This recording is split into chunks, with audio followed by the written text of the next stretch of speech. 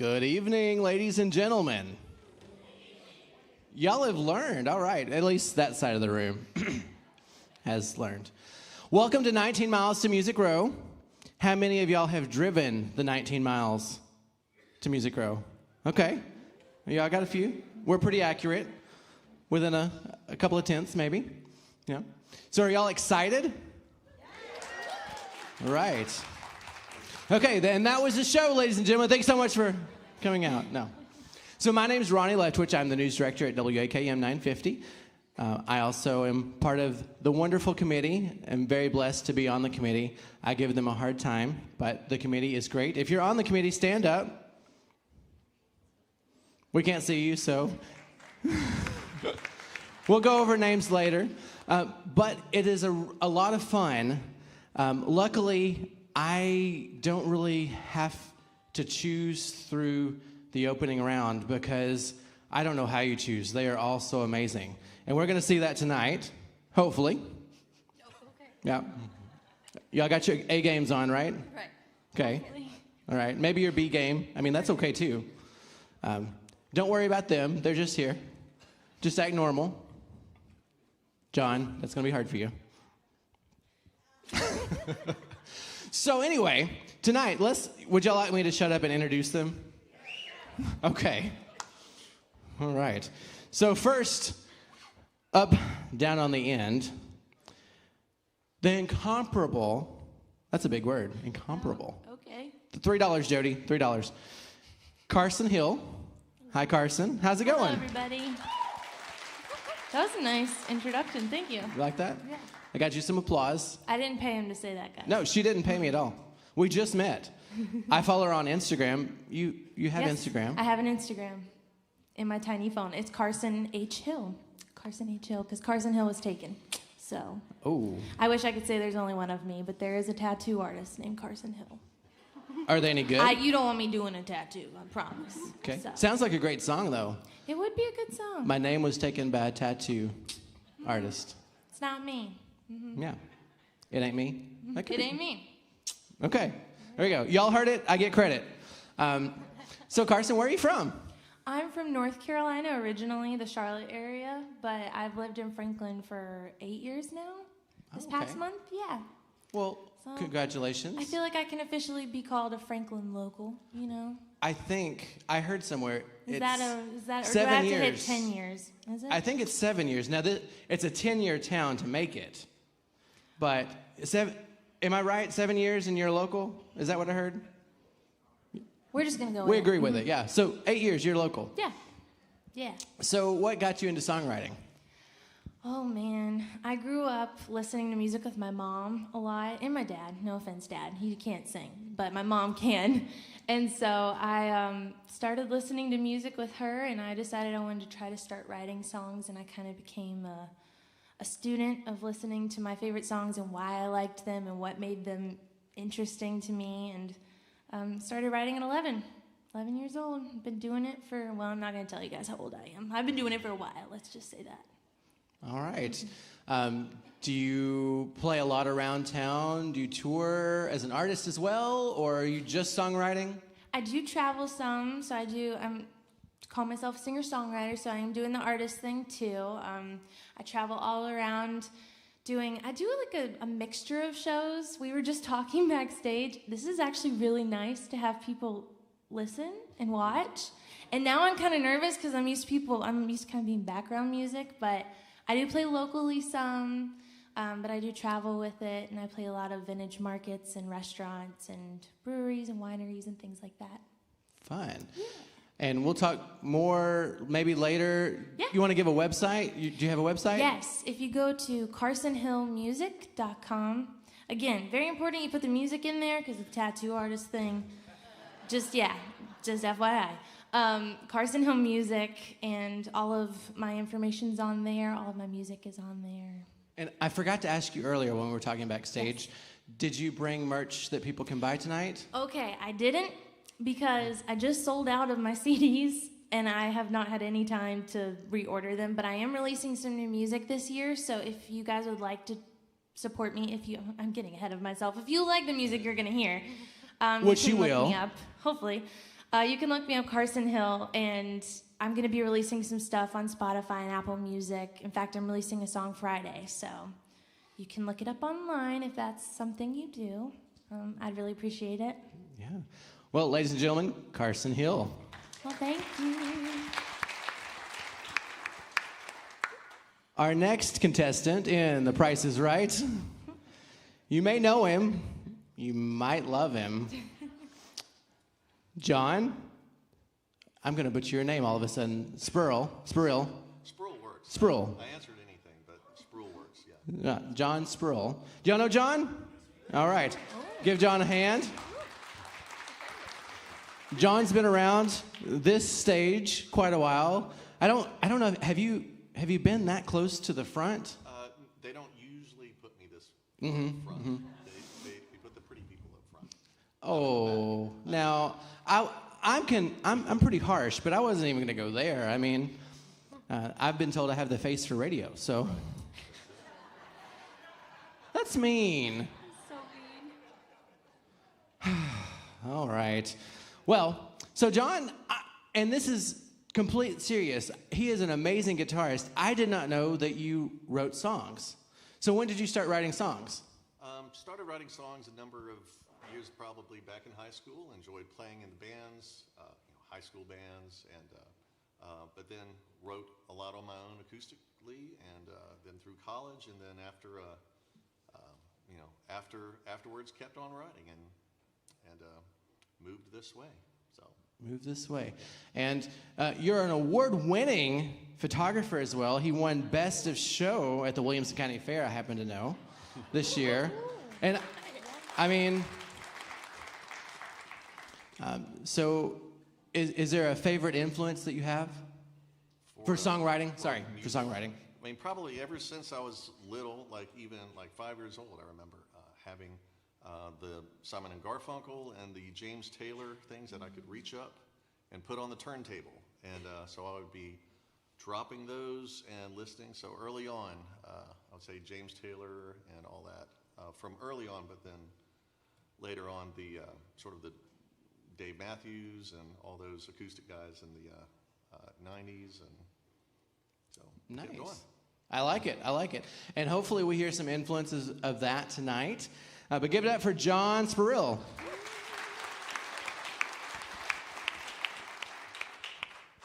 All right. Okay. Are you ready?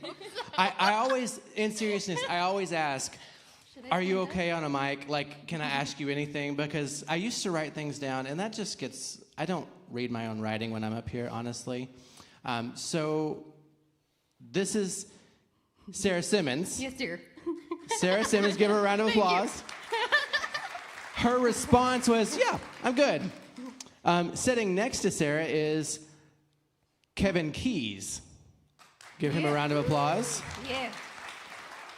She just found him online last night. I'm just kidding, no. I did. You bought the guitar today. All right. That's not a first either. I mean, really, when you find something, you go for it.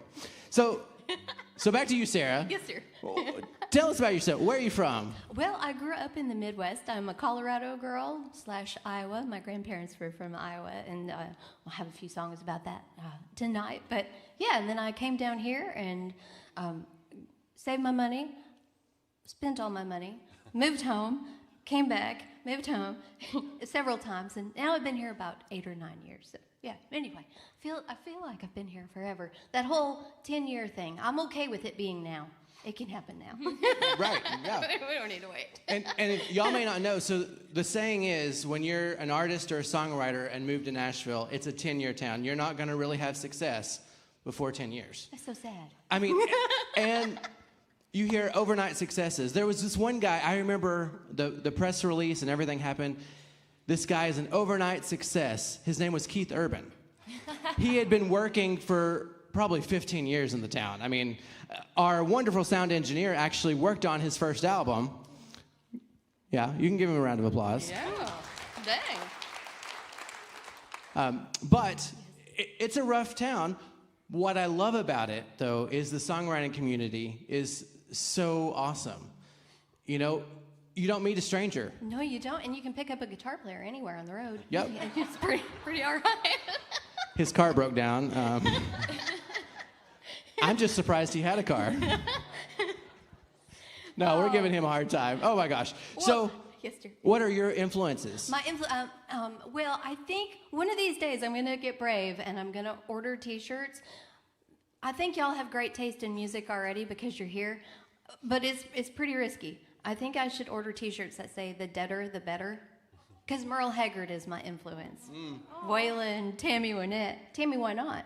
Right. Like, but I don't know. I don't know how that would go over. People might be like, what?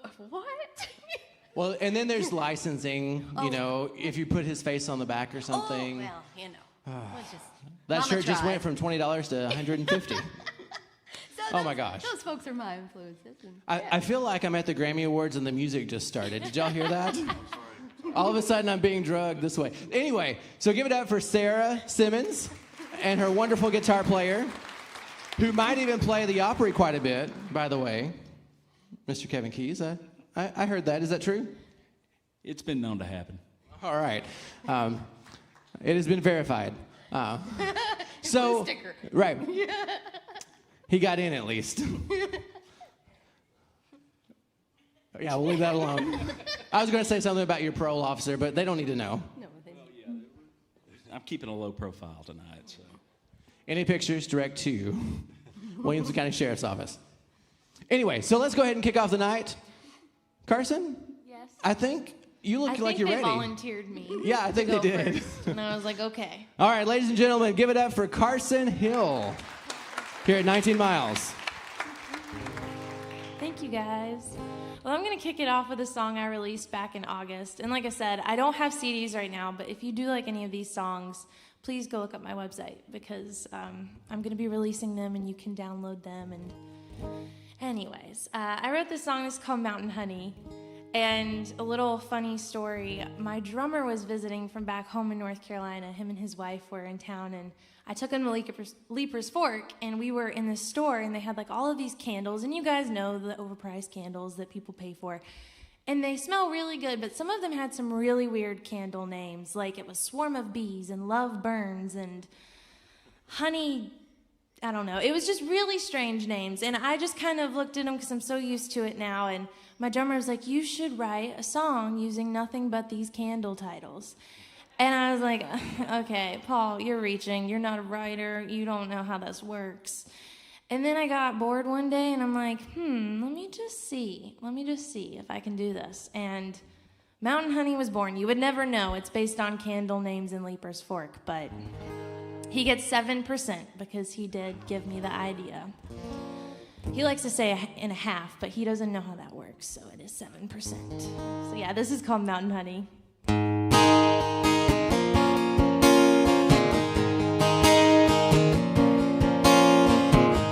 went and lit my fire, now it's burning good, oh no. Now I'm a slave to desire, 'cause I love you more than I should. Now it's baby, baby, baby, don't leave. Maybe you could stay a while. Oh, pretty baby, please. Could we have a little more time? Your love is sweeter than mountain honey. Your love is warmer than a summer breeze, boy. You got me buzzing like a bee. Pull me close and give me one more kiss. I can't let go, swear I'll never quit. Oh, you got me begging, please. That's what your love does to me. Yeah. Oh. Think I'm failing a test, 'cause my willpower was once so strong, but you, I can't resist. I don't know what's going on. Now it's baby, baby, baby, I love you. Maybe we can make it last. Oh, pretty baby, I do. You don't even have to ask.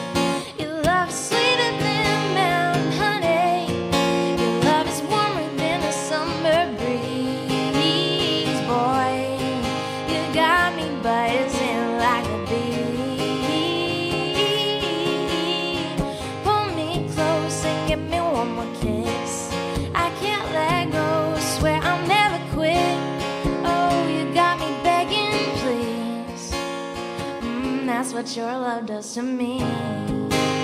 Yeah. Oh, oh, oh,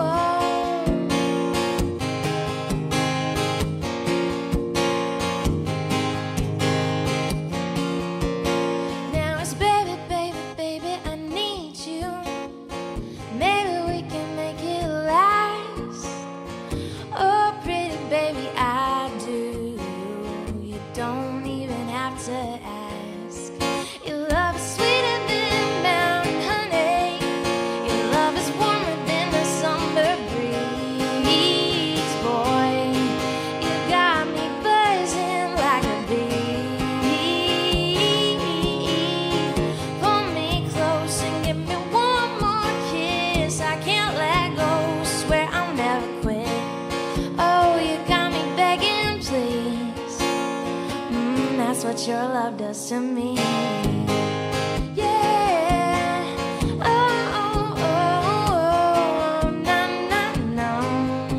Oh, no. Your love is sweeter than mountain honey.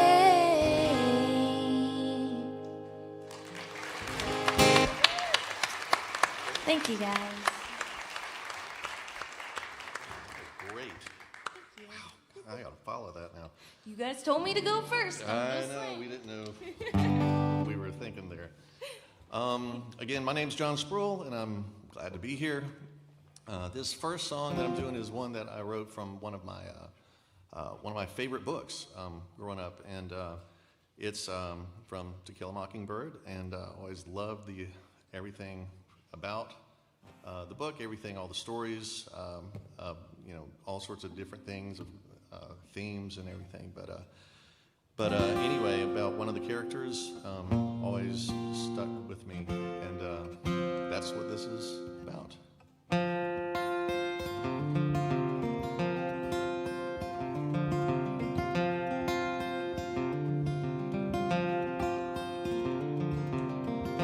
I wondered all about you for a while. What could ever make you crack a smile when you hide away behind your door, cutting old newspapers, sitting on the floor? Hey boo, I see you behind the window and peeking through. Hey boo, don't you just stay inside like they told you to. Hey boo, I see you. Hey boo.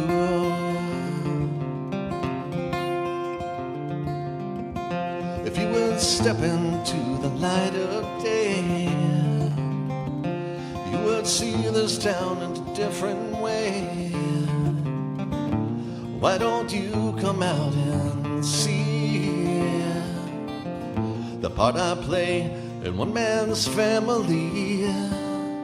Hey boo, I see you behind the window and peeking through. Hey boo, don't you just stay inside like they told you to. Hey boo, I see you. Hey boo. When shadows fall, colors fade, do you leave that life you've made? When you step outside in the dark of night, do you see this town in black and white?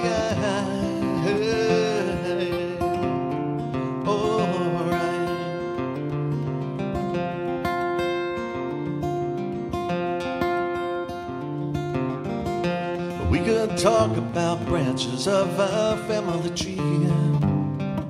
Would you change your color, fall from society?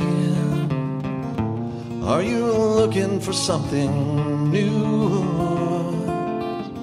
Or maybe just a room with a better view? Hey boo, I see you behind the window and peeking through. Hey boo, don't you just stay inside like they told you to. Hey boo, I see you. You're the bird that never flew. Hey boo, I see you. Hey boo, hey boo, hey, hey,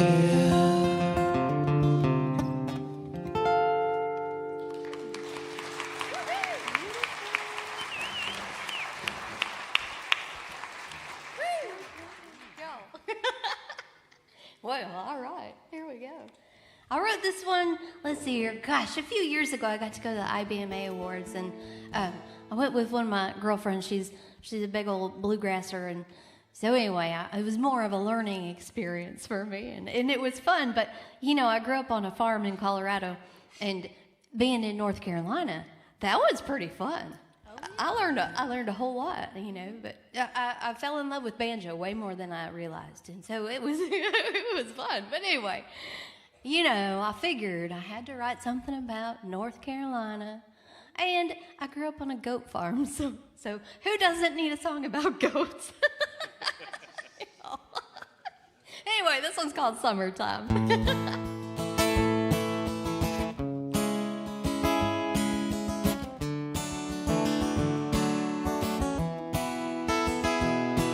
In the hills of Carolina, there's an old barn and a goat. Every morning it would greet me with a simple hello. In the hayloft lays Miss Chicken and 4 furry baby cats. I love all these things, but I miss you more than that. I miss a fishing line and redwood walks wearing your old bald cap. Like a bug, Mrs. June, in July's aftermath. Is the old farmhouse your daddy built still have a bedpost on the porch? And when I think about your mom, your beauty shop, magnolia songs, tomatoes dangling off the vine, I think of you and me in summertime.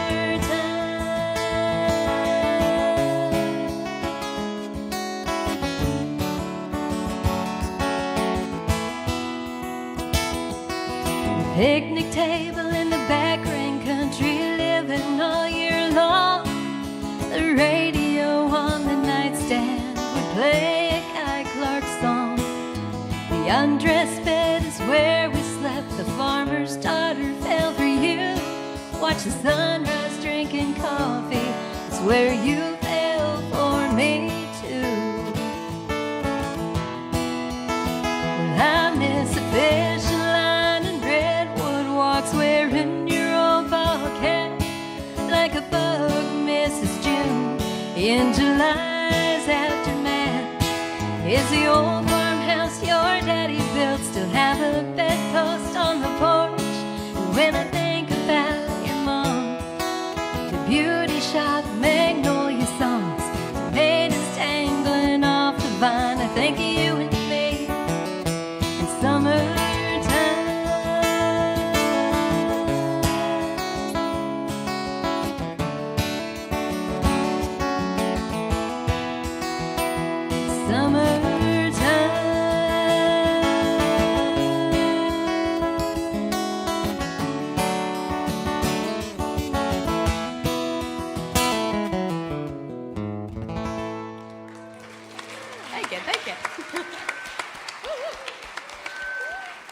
Thank you.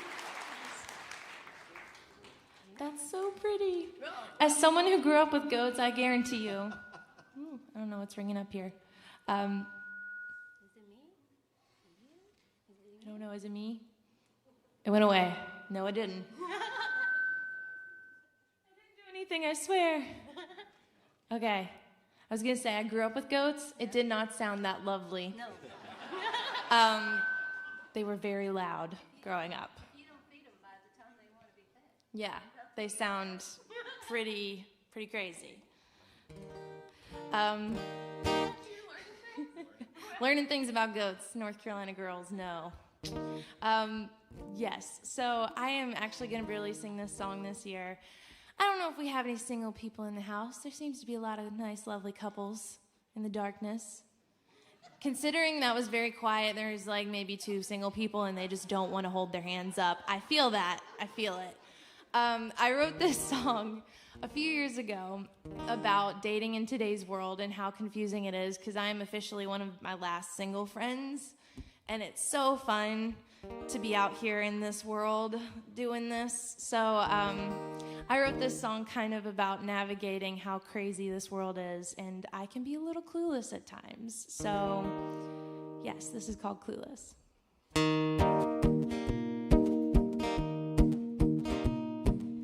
I don't think the rules apply. The modern dating world aside, do I call you right now and ask you out? I don't know. And everyone's got their advice. Is the ball in your court or in mine? Should I play hard to get or act more interested? I don't know. 'Cause I'm a little clueless when it comes to falling in love. Oh, I don't know what I'm doing. Is it too much or not enough? Oh, would I scare you away if I say that I like you? The answer is yes. If you tell someone you like them, it will scare them away. Do I send you a friend request or follow you on Instagram? Is it a bad sign if you don't follow me too? I don't know. And call me old-fashioned, but I'd like to meet in person. Not gonna swipe left or right on some random guy. I don't know. 'Cause I'm a little clueless when it comes to falling in love. Oh, I don't know what I'm doing. Is it too much or not enough? Oh, would I scare you away if I say that I like you? Oh, what's a girl to do, afraid of making the wrong move? Also, fellas, you should be making the first move. I'm just gonna put that out there. 'Cause I'm a little clueless when it comes to falling in love. Oh, I don't know what I'm doing. Is it too much or not enough? Oh, would I scare you away if I say that I like you? Thank you. That's great. Thank you. Oh, It's sad but true. oh, man. Well, anyway. And to segue into this song, this is what my kids have called the creepy song. A smooth transition into that. Perfect. Anyway, this was a song when I first moved to town a number of years ago. I had just moved here from a smaller town, and I was thinking, all right, Nashville, Bluebird of Happiness, and happy singing, all that kind of thing. And within about a month of moving here, there was a series of these really creepy type of incidents. There was one, like a missing person thing that was right near where I lived, and then there was some other stories in the papers, just haunting stories of people out there. And of course, that sort of made me wonder, what have I done? And so Anyway, unfortunately, a lot of these lines were from newspapers or things that they had talked about at the time. So this is Small Town Mystery.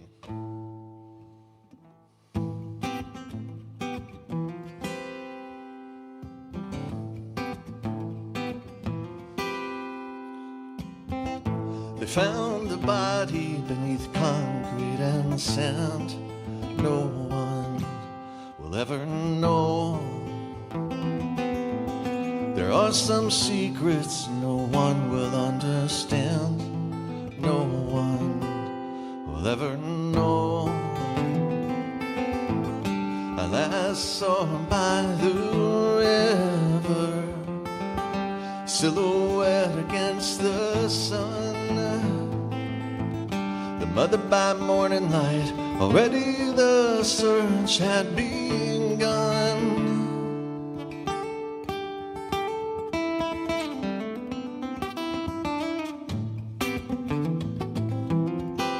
When could she run? When could she be? It's a small town mystery.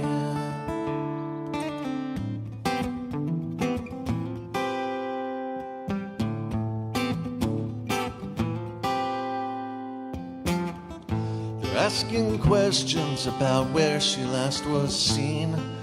Posters in the community. Such a shame she was only 18.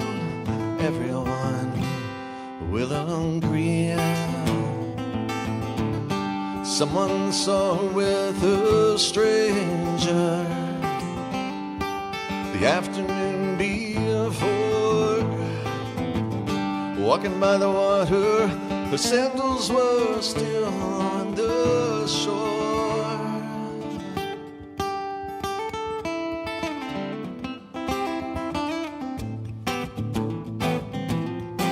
When could she run? When could she be? It's a small town mystery. Who wouldn't go do such a thing? It's a small town mystery.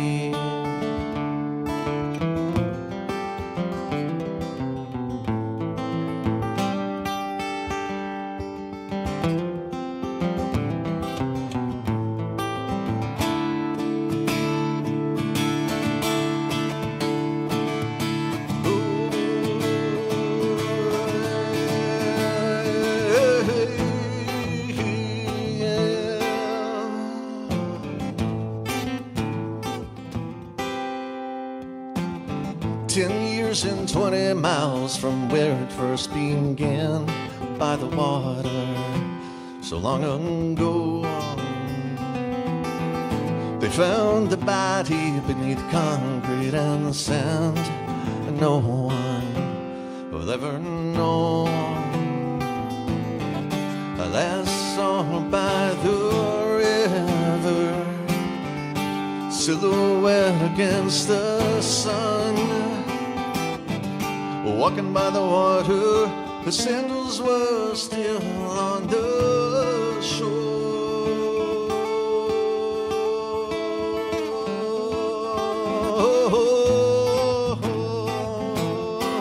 Where could she run?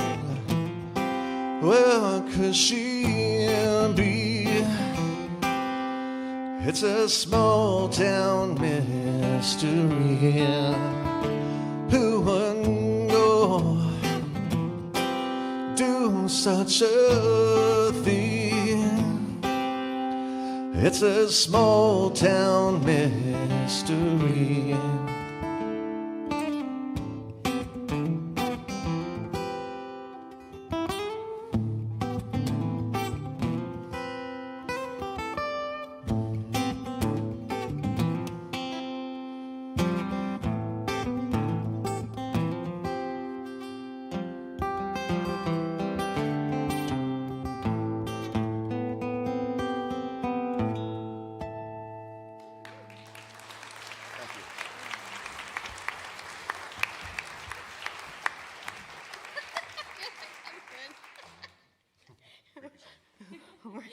having band rehearsal in my head. I had my fast song, drinking song, murder song, Earl had to die. I mean, I don't know. Oh my gosh. Well, I'm gonna go with the drinking song. Let's see here. I was gonna do one off of the CD that I have back there. So y'all, when they called, they said, the folks are so great. They are good at buying merch. So bring your merch. So I brought T-shirts, y'all. Like I think I have a 3X, 4X. I don't know. And then medium and large and extra large. So anyway, I mean, I think I covered the gamut, and you can grab some CDs, and you can go to the website if you get wild hair. It's because I'm a Midwest girl. SS Sarah Simmons cornpickers.com. A gig one time, first one. I said, can I just use my name? And he goes, no, you need a band name. That was mortifying. I was like, seriously? So Corn Pickers is where you're going to find me. And you can pre-order. We've got some new music coming out, or I do, and I suckered this guy into playing on most, if not all of it. And I just was in Texas last night, and yesterday during the day. Kevin was my driver, so I have not given him a hand, but thank you for driving. I went and taped the Penny Gilly show, so if y'all watch RFD TV, I'll be doing 2 songs on that. One of them is this one, and it airs on April 5th, I think. So anyway, that's it. We're going to do, drinking songs. Okay, so the drinking song is, I had folks on Facebook, Sarah Simmons Music.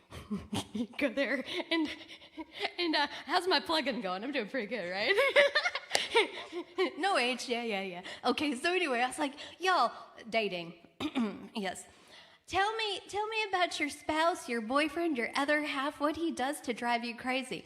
Oh, dear Lord Almighty, good thing we're in church. I won't tell you all the crazy things, but the top ones were when we first started dating. I'm sorry.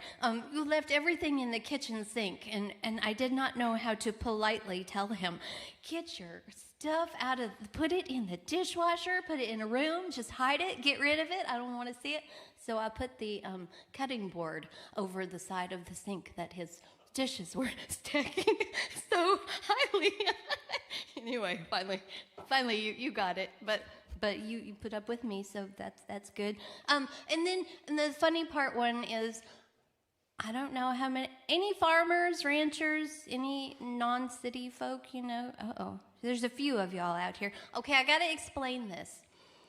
My granny would roll over in her grave if she knew I was telling you this, but she would go pick the corn, and she would farmer blow her nose.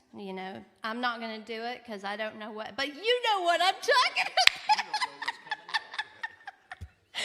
So some lady said, my husband snorks in the kitchen sink. And I said, what the hell is snorking, lady? And she said, when he walks up and does, and I thought, oh, dear Lord. So I changed the words around because, yes, it rhymes with drink. So this is based on true stories. You don't know what it is? Oh, it's terrible. Don't do it. Don't don't get caught doing it. Don't do it in front of a video. All right, sorry.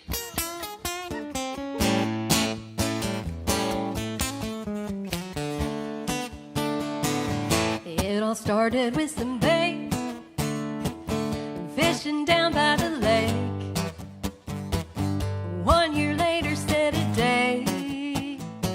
He said he just couldn't wait. Then we bought a little farm, a rustic ring with southern charm. I figured, oh, what's the harm? He'll be my good luck charm. But wait, my baby makes me want to drink every time he tries a thing.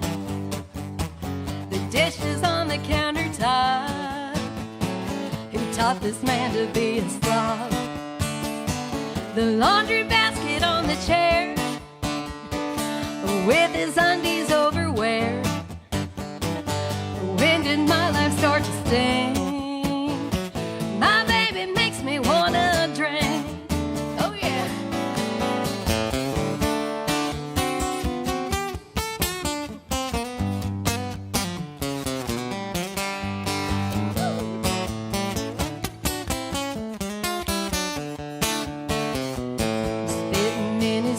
come, you know with any kind of luck, he'll keep his mouth closed when he chews. Just tell me what's a girl to do. Hums the same old stupid song and rolls his eyes if I'm wrong. There ain't no reason asking why. He's just so pretty I could die. And now you know why. My baby makes me wanna drink every time he tries a thing.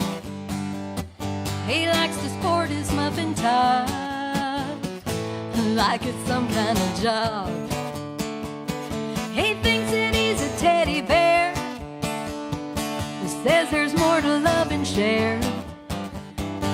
When did my life start to sting? My baby makes me wanna drink. Oh, do it again.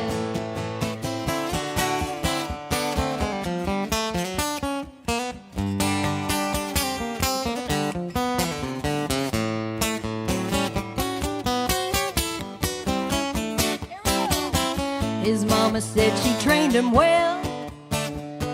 He left with manners, what the hell?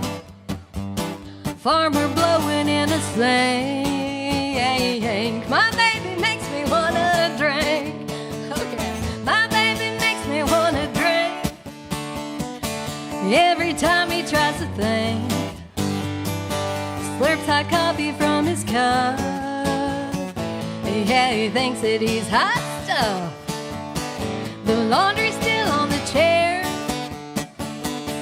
Been 6 months still sitting there. When did my life start to sting? My baby makes me wanna drink. Said he was raised on Southern charm. Could dress himself and work the farm. Thought I hit the money bank. What was I thinking? My baby makes me wanna drink.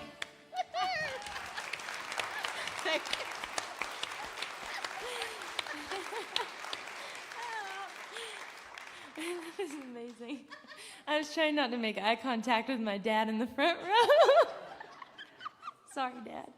Oh my gosh, that was great. But now how do I follow that? That's amazing. Oh my gosh. I have a drinking song, but I'm not gonna I'm not gonna follow that one with mine.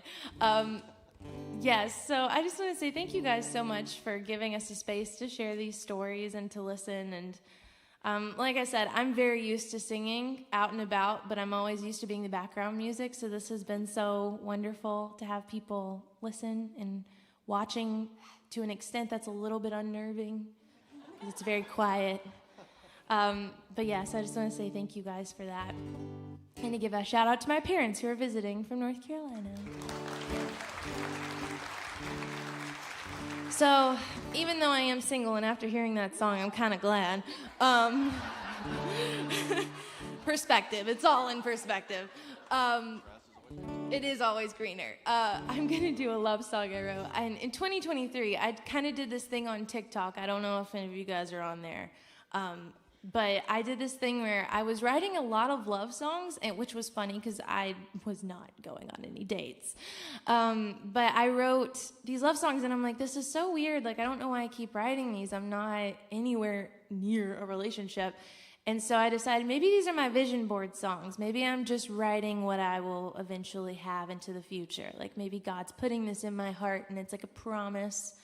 At least that's what I'm telling myself because it sounds a little less pathetic. But I wrote this at work one day, and I have no idea where it came from, no context whatsoever. I had a mild crush on somebody that didn't know I existed, and that's typically how it goes. But I wrote this, and it's going to come out this year. So, again, if you guys would like to support me, I'd really appreciate it if you look up my website, Carson Hill Music. But again, thank you to 19 Miles to Music Row for having me. This is fun. But this is called Honey, You're the Reason. You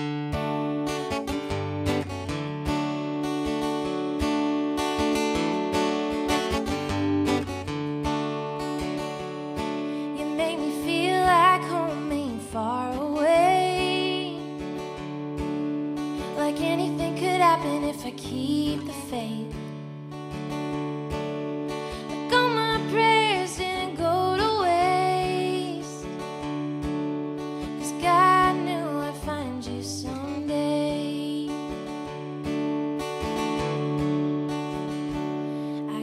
a dream worth chasing. I got a fear worth facing. I got something to say, and honey, you're the reason. I got a heart wide open. I got a love worth knowing. There's peace in my soul, and honey, you're the reason.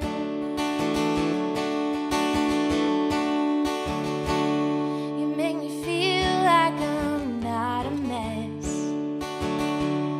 like there's a great design behind all this, like the tears I cried and the hearts I left. Somehow now they all make sense.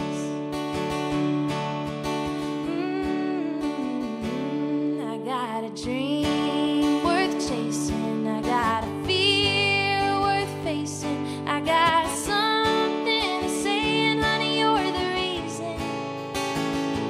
I got a heart wide open. I got a love worth knowing. There's peace in my soul, and honey, you're the reason.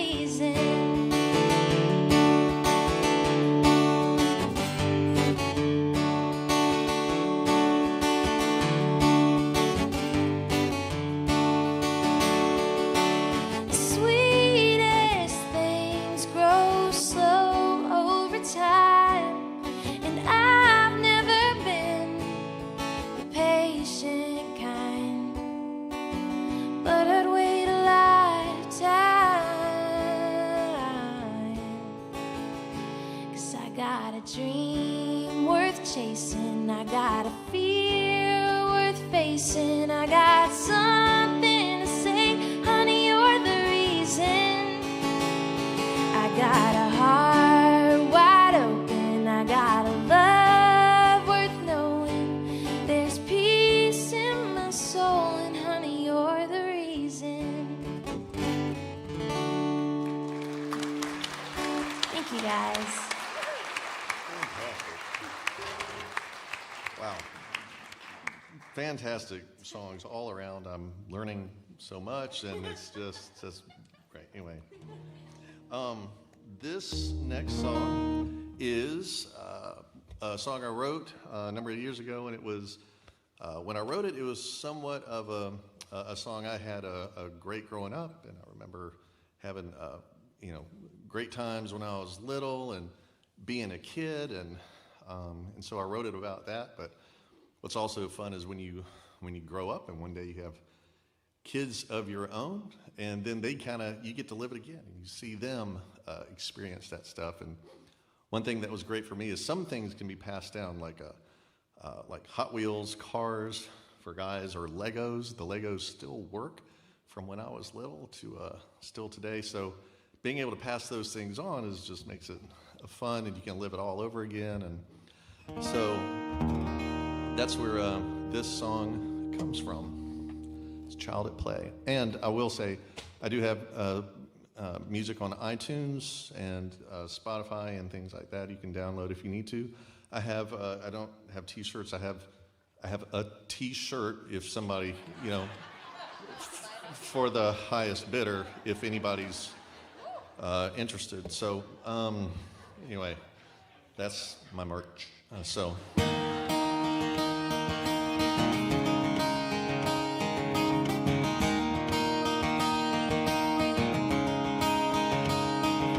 Eating sugar pops on a Saturday morning.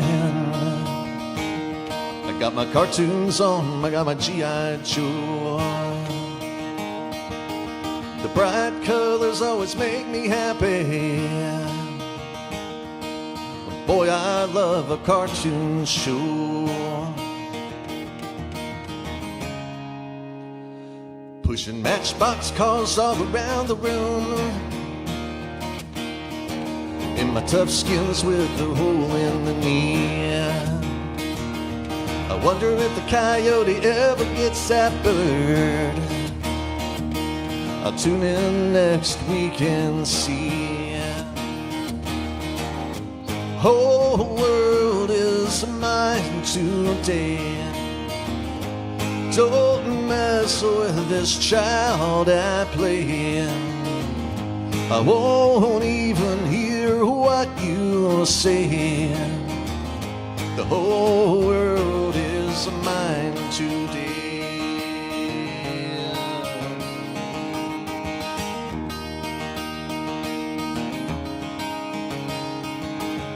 Under my bed I grab my cowboy boots.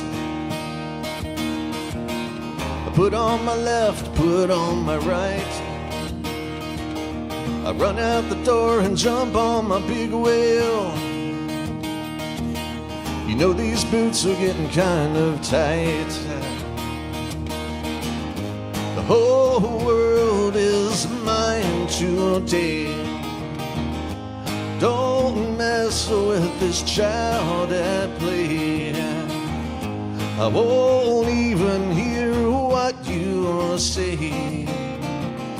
The whole world is mine today.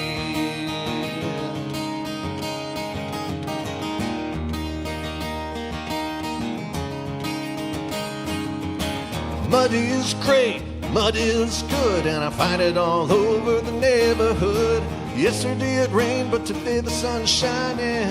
Today the whole world is mine.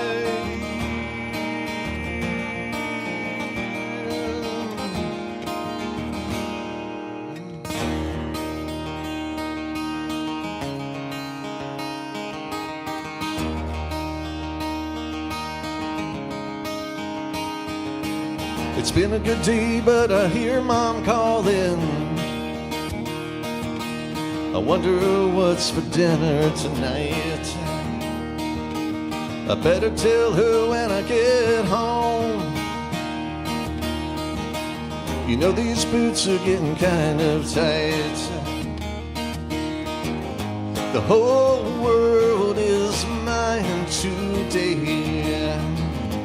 Don't mess with this child at play. I won't even hear what you say. The whole world is mine today. The whole world is mine today. Don't mess with this child at play. I won't even hear what you say. The whole world is mine today.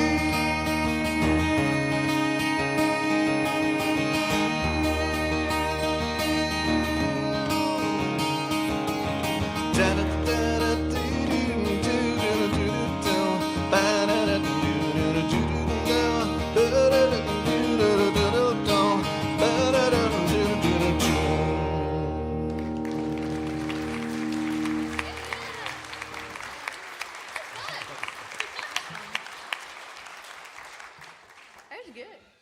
That was real good. I wanted to toe tap. Oh man, it's been fun. This went really fast.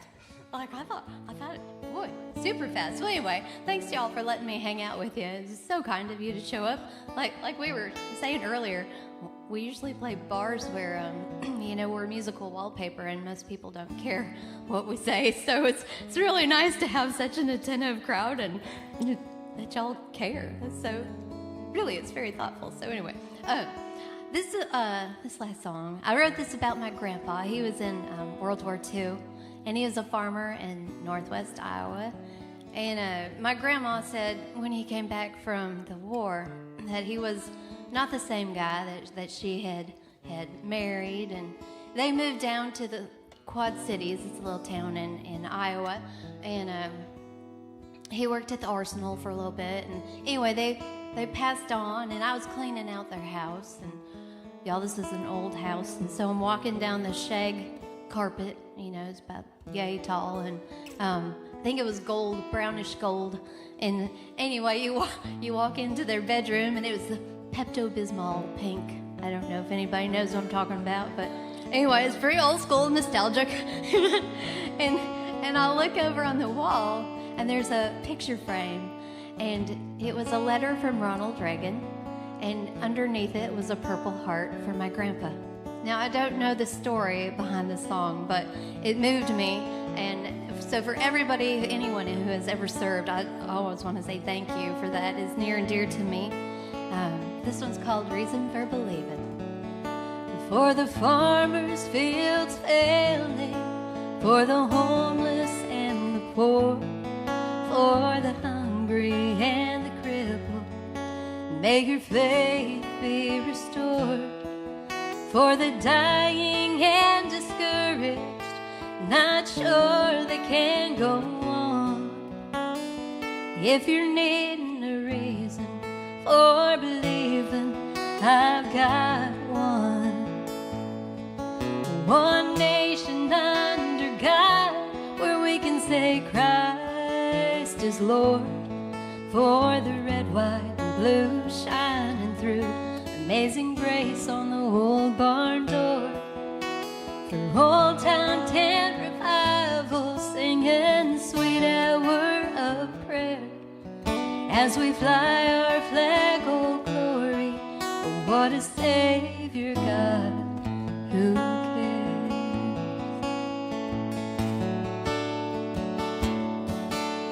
For church bells Sunday morning and potlucks in the park, Grandma's hugs and compassion, and Grandpa's purple heart. As an eagle flies in the evening sky, or a child says a bedtime prayer.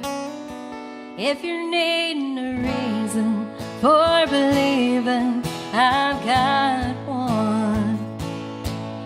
One nation under God, where we can say Christ is Lord. For the red, white, and blue shining through, amazing grace on the old barn door.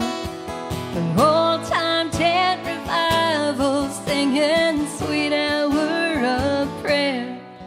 As we fly our flag, oh glory, oh what a Savior God who cares. For the land of the free, for the home of the brave, for old farm towns and fireworks, to honor all the lives who gave. For the midnight sky and the soldier's cry, not sure he can go on. Well, if you're needing a reason for believing, I've got one. One nation under God, where we can say Christ is Lord. For the red, white, and blue shining through, amazing grace on the old barn door. For old time tent revival, singing sweet hour of prayer. As we fly our flag, oh glory, oh what a Savior God who cares.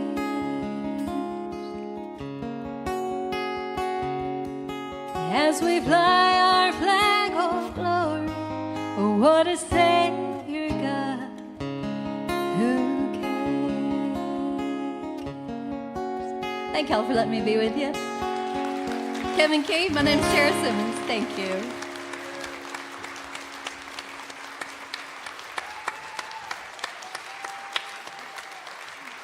Oh my goodness! What? How amazing was that? I think that this might have been a really, really good night. I'm impressed. I mean, you just learned playing guitar yesterday. So let's recap. You know, in the news industry, we like to talk about it and then we like to recap. So we have a single lady. Okay. As of right now. Okay. As of right now. I mean, her email box may be full right now, right? Who knows? Yep. We have a James Taylor fan. Okay. How many of y'all noticed that John was playing with a thumb pick? I did. Yeah. I told you he was a really good guitarist, an excellent songwriter, and I knew he had a great voice too. So, you know, and I'm changing Sarah's name. Oh, okay. It's Spunky Sarah. Keeping it in the S's. So, did y'all have fun? Was this a lot of fun? So fun. Yeah, did y'all have some fun? All right, let's give them one more round of applause. Y'all can take your bow. Carson Hill, John Spurl, and Kevin Keys with Sassy Sarah. Wait, Spunky Sarah. Sarah Simmons, ladies and gentlemen. And I understand, so you did mention your socials, where we can find you, your websites, if you want to do that one more time. And Sarah also, I believe, you brought merchandise. So Sarah's going to be back at the table. All of y'all will be back at the table, shaking hands, kissing babies, signing autographs, giving out numbers, maybe, who knows? You might, I was thinking, it's almost Valentine's Day. Do you have a Valentine's Day date? My dog, Huckleberry. Huckleberry. Yeah. It's a hot date. Mm-hmm. I saw that on Instagram. Yeah. First snow. It's very cute. Yeah. Guys, go follow him. It's the life of Huckleberry Hill. He's more famous than me. And would y'all like to say something to your family that might be here? I think, is your mom and dad here? Is that Sorry? right? Yes. Sorry I didn't Embarrass do your beer them. song, Dad. I'm sorry. I didn't do the drinking song we wrote, but we are in church and, No, yours was great. Yours was great. Next on 19 Miles. I grew up Southern Baptist. We just can't do those things in church, Well, we're in the Methodist church. But yes, thanks, Mom and Dad, for coming. All the way from North Carolina. Wow. John, does your family claim you? They do. We'll see after this how they do. I think so. I mean, Yeah, my mom's down there, so hi, Mom. And my wife and kids somewhere out there in the back. It's hard to see. I think I saw them over here. Oh, they're over somewhere there, but yes, they showed up. Great. Thank y'all for coming. And I just brought a guitar player. you brought a guitar player. Oh, Johnny and Sharon showed up. My friends from Nebraska. From Nebraska? Wow. All the way to 19 miles. We'll go with it. Well, again, thank y'all so much. We're going to take a short intermission, but I have some big news. I don't know how many of y'all might have already had one, but there is toasted peanut butter and jelly sandwiches. Wait, with Bluebell ice cream. They're only $5. Karen has that up. If you want one and you're going to go buy one, raise your hand so she can kind of see how many she needs to make. Come on. Okay, we got a few. Okay. Karen, start cooking it up. We also have coffee and drinks back there. There's a merch table, so you can buy some 19 Miles merch. I saw a couple of hats roaming around. Sarah has a merch table. She's got some T-shirts and some CDs. Yeah. Make sure to follow everyone, and we'll be back in just a few minutes with the amazing, I already using comparable, the amazing Aaron Barker. Thanks for sticking around for 19 Miles.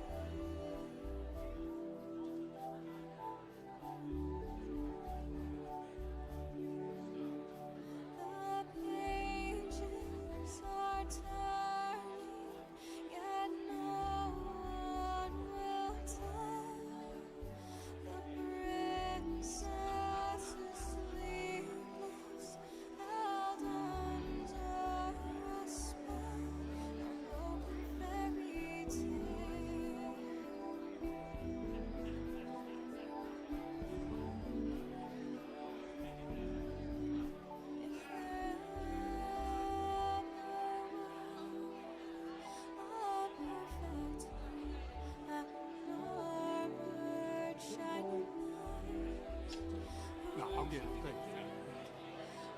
thank you so much. What can I do for you, Bill? Just play and sing something. All right. Just some DAs and make sure that you're happy with that. And I'm going to give you everything so I don't hit it by accident and send you something you're not expecting.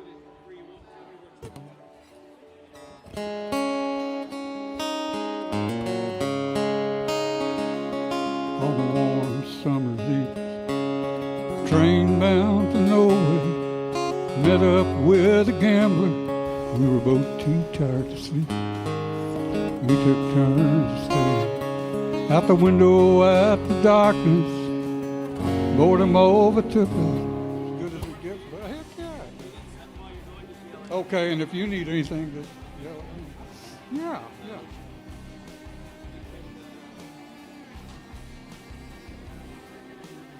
And then just, he'll start, I guess. Bill, thank you so much for being here.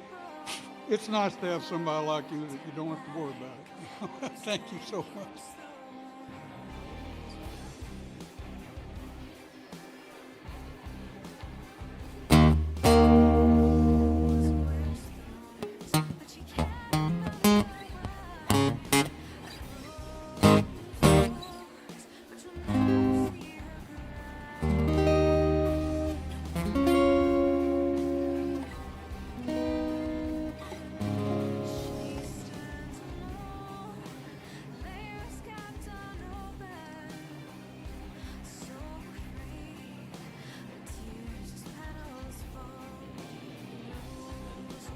It'll be the third thing I do. I'm going to play 2 songs and then that, and afterwards, you want to mention it or you want me to mention it? I'll let you mention it. Okay, yeah, I'll just say, don't forget. I'll ask you Yeah, a few yeah. questions. Yeah, it'll be the third thing I play tonight. I think, yeah, about that. Yeah. You can't miss it, I know that.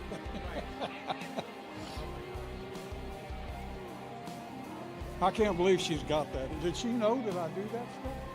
So the marketing team knew. I don't think that she It's crazy. So Never fails either. nope.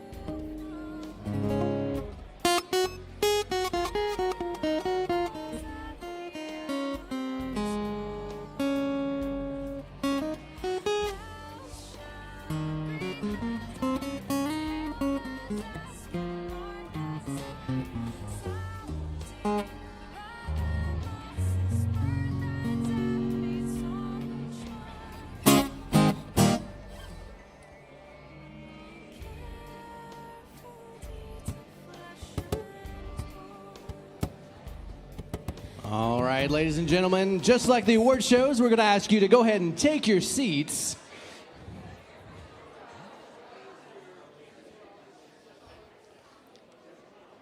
We'll be live here in about 30 seconds. 30 seconds. When the lights go down, I want to hear great applause. That was just a teaser. Making sure people are listening. Thank you, front row. You're doing your job well.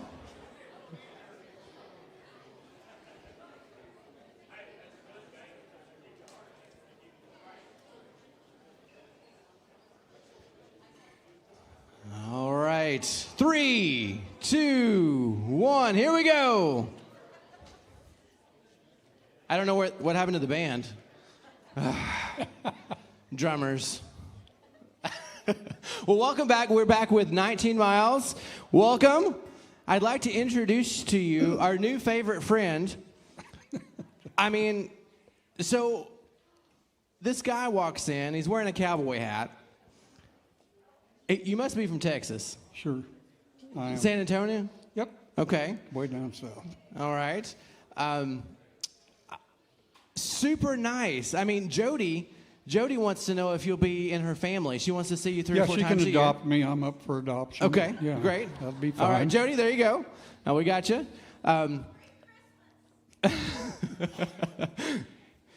He wears a size extra, extra large country ham. So, Mr. Aaron Barker, ladies and gentlemen. Thank you. So I want to know, do y'all know what cell phone fatigue, thumb fatigue is? Do y'all know what that is?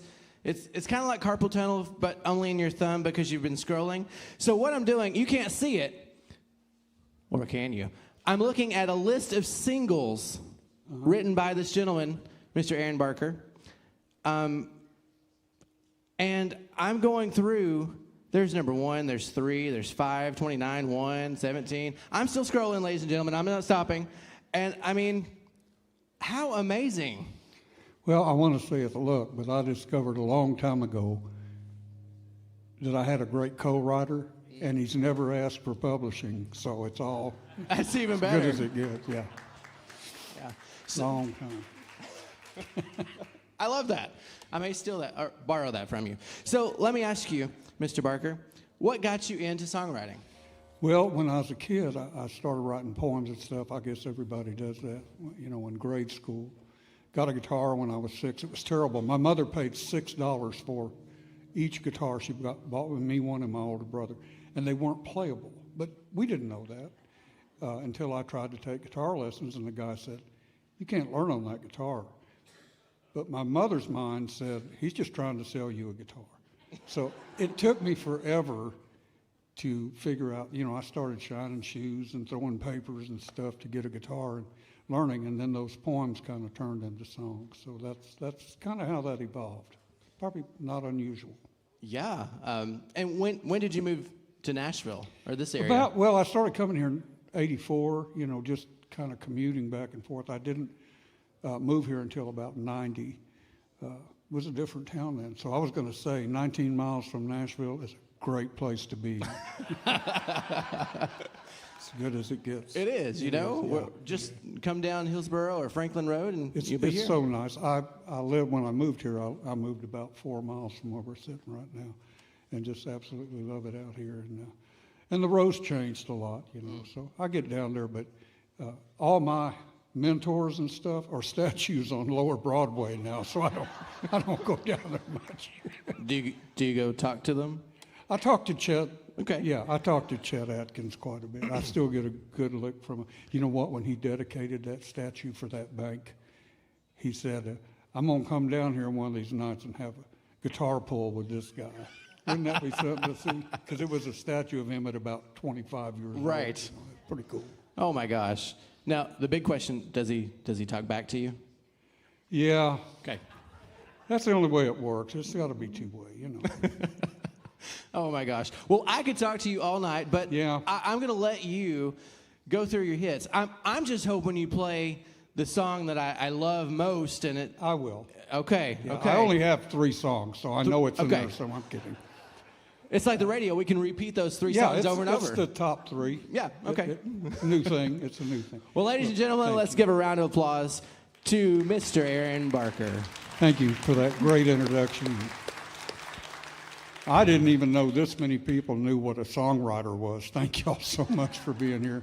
It's also nice to be in an audience that's pretty much an audience of my peers, as opposed to a jury of my peers is what I'm getting at. You know, I'm just so glad to be here. It's my first time here, but I love the environment. I'm glad to be here. My wife always says I talk too much, but I do tell stories about these things because you hear the songs on the radio done much better than I will do them. But the stories behind them, I think, are pretty interesting sometimes. So we'll just get on to that, and I'll start with this story about the evolution of this song, which was odd. I'd had a couple. I was still living in Texas, and when I was still living in Texas. I had a couple of hits on George Strait, and I was happy. I'm done, because after my first one, I didn't know what to expect. And after that first hit, I've been praying and praying and praying and begging for just a break in my life. And when that first hit happened, I just said, okay, I'm not going to ask for any more. I'll make this work. And it's worked out really well. But anyway, I was down there, had these hits, and I came up here. And one day, I was living in Nashville, and I was walking across my living room, and I heard George Strait's voice on TV, but he was talking, which is real unusual. He does not talk much.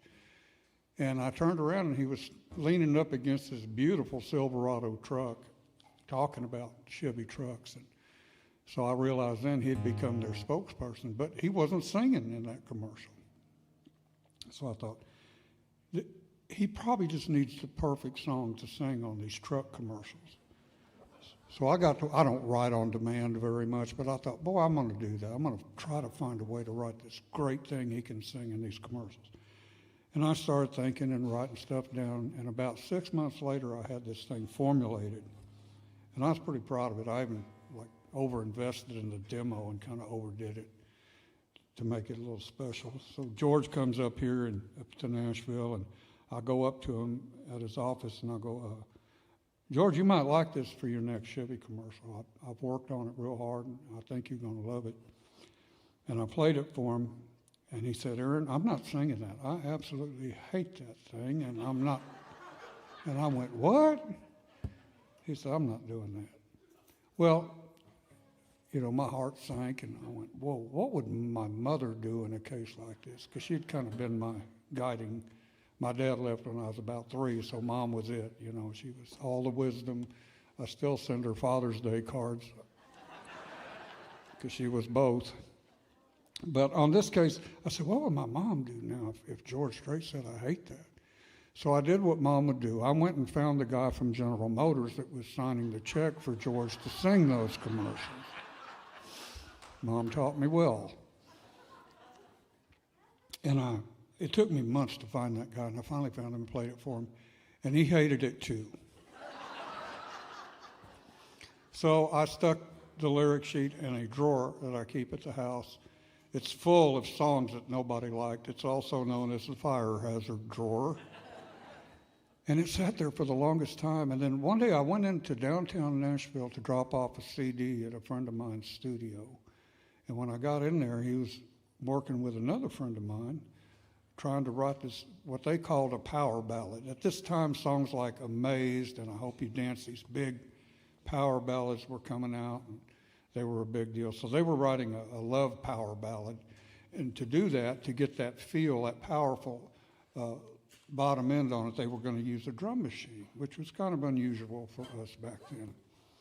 But the drum machine they had would not slow down to a ballad tempo. It was stuck on this fast, silly beat thing, and they were so frustrated. And it turned out that the machine was actually malfunctioning. It wasn't that nobody knew how to fix it. It was just broken. So these two, Anthony Smith and Ron Harbin, are so frustrated with this drum machine, and they're explaining this to me, telling me about their dilemma. And the whole time I'm going, man, that drum beat that thing stuck on would really go good with that old Chevy commercial that nobody likes. So I said, hey, you know what? I've got these words that belong to this music, and it didn't go together good enough for anybody to use it. But I'd like to use these words. Why don't we take y'all's idea, and we can add some of y'all's ideas into this first verse and second part that I've got, and use that drum beat and see what we get. So we took a broken drum machine, a broken power ballad, and a broken Chevy commercial, and made up this song out of it. Just put all these broken parts together. About 6 months later, a group out of Lubbock, Texas, recorded this song, put it on their album, released it as a single. This thing went #1 for Lone Star. I think it stayed #1 for like 7 weeks. It was a long time. We couldn't get in. We sat at #2 forever, and then we'd go down to 5 and then back up. It was kind of driving us nuts. We thought, how could we get that close and not have a #1 song? Well, the problem was Leanne Malmack was up there with this song called I Hope You Dance, which is a monster. And she would not get out of the way. She's just sitting there. Finally, Leanne was gracious enough to move out of the way and let us slip in, and we sat there for like 7 weeks. So it was a big deal. We were all happy and celebrating. Now we got a #1 song. Lone Star got a #1 song. And then they fade off. These hit songs kind of fade off after a while, and they go into the sunset, wherever they go. Well, I got a call one day about a year after this, and a guy said, he said he was with a car company, and he wondered if he could use that song for a commercial. And I'm like, really? Who is this? He said, well, it's Toyota. Yen, dollars, it doesn't matter, you know. So I said, yeah, you can use that. And so it ended up, Toyota used this thing for about a year in their advertising. And I was so happy because I'd started out trying to write a car commercial, and everybody hated it. Then it became a #1 song, and it ended up being a car commercial. So it kind of went full circle. I was really happy. That's kind of the life of this song. But it was a big hit for Lone Star, and it was a big hit for Toyota, too, and for me, too. By the way, this is my only up-tempo. After this, it'll slow down a lot. My heart rate will go down and everything. The only reason it's an up-tempo is because that drum machine was stuck on fast.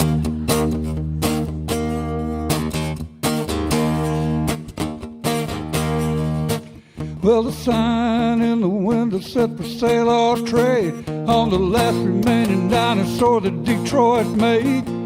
$700 was a heck of a deal for a 400 horsepower jukebox on wheels, and the road rolls out like a welcome mat. I don't know where it goes, but it beats where we're at. We'd always said someday, somehow, we're gonna get away, gonna blow this town. What about now? How about tonight? Baby, for once, let's don't think twice. Let's take that spin that never ends, that we've been talking about. What about now? Why should we wait? We could chase these dreams down the interstate and be long gone before the world moves on and makes another round. Hey, what about now?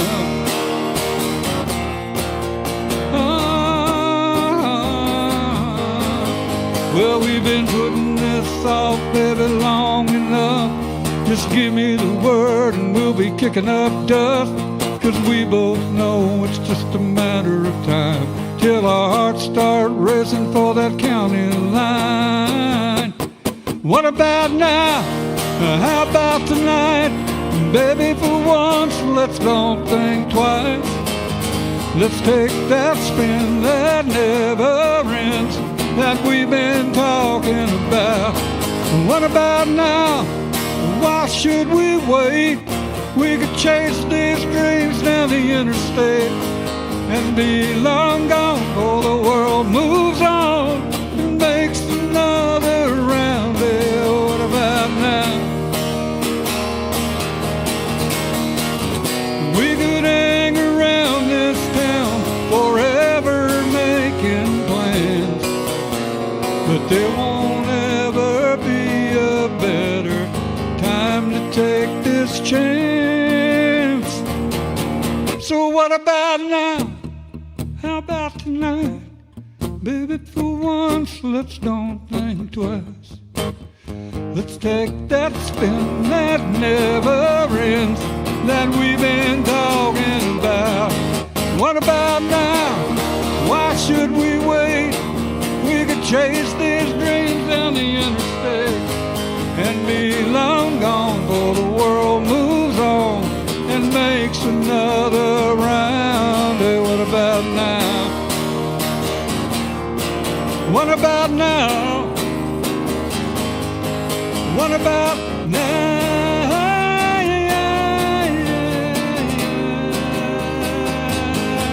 What about now? Thank you.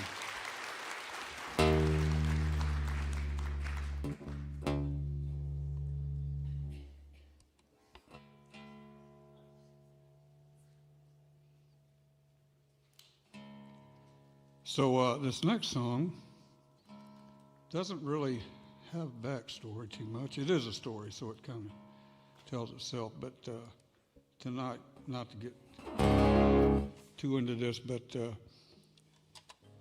fella that I met down in Texas, actually, we had the same booking agent back in the 80s, so over 40 years ago, passed away. That's the incredible Toby Keith.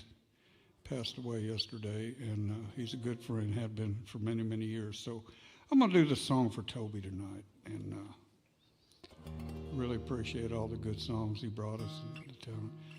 When I first met him, I had really underestimated his talent, and boy, he really, really found it and got it out there for us. So here you go, Toby.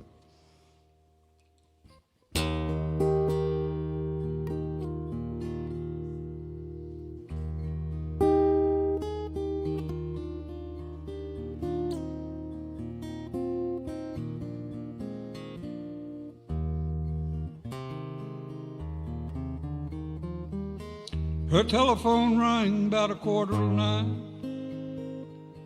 She heard his voice on the other end of the line.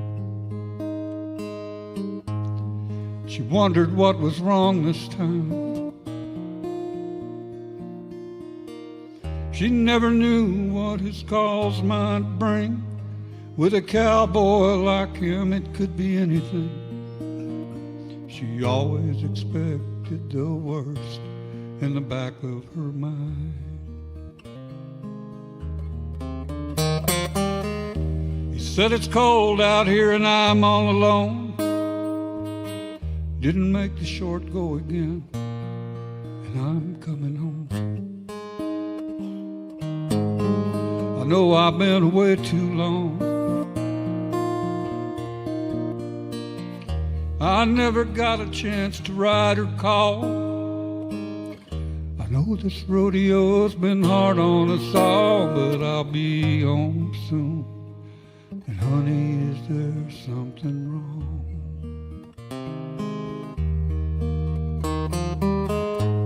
She said, don't bother coming home. By the time you get here, I'll be long gone. There's somebody new, and he sure ain't no rodeo man. He said, I'm sorry it's come down to this. There's so much about you that I'm gonna miss. But it's all right, baby. If I hurry, I can still make Cheyenne. Gotta go now, baby. If I hurry, I can still make Cheyenne.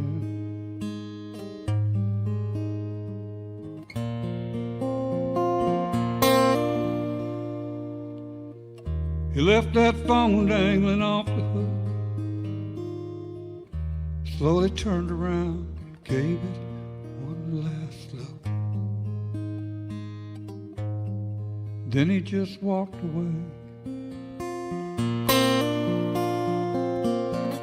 He aimed his truck toward that Wyoming line. With a little luck, he could still get there in time. But in that Cheyenne wind, he could still hear her say,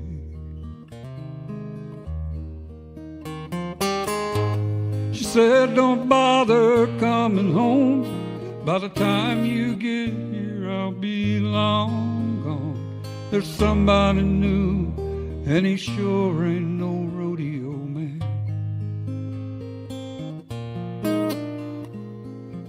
Said, I'm sorry it's come down to this. There's so much about you that I'm gonna miss. But it's all right, baby. If I hurry, I can still make Cheyenne. Gotta go now, baby. If I hurry, I can still make Cheyenne.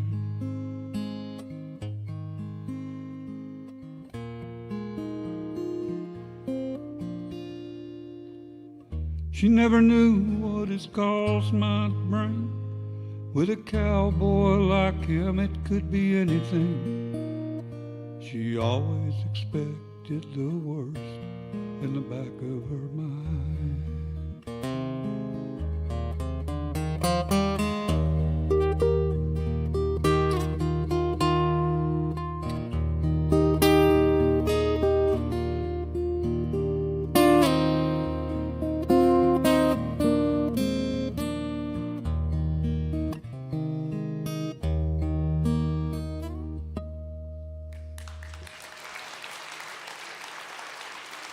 Thank you.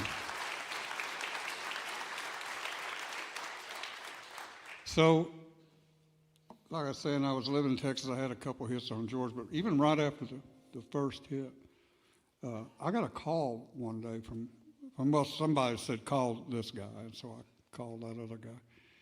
And it was a Texas company advertising guy, and he said, hey, I heard that song you wrote for George Strait. Do you think you could write something similar to that for our product, our company? It's a Texas company. They operated in 3 states around there, Texas and 2 others. And he told me who they were, and I said, well, like I said, I don't write on demand very much, but I said, well, let me give it a shot. And I worked on it for quite a while. And when I finally sent them something that they liked and wanted to go forward with, I said, well, who are y'all going to get to sing this thing? And they said, because I was expecting George or Willie or something, because it's a Texas company, even Neil McCoy or somebody, you know. And they said, well, we want you to sing it. And I said, well, I don't get accused of being a singer very often, okay?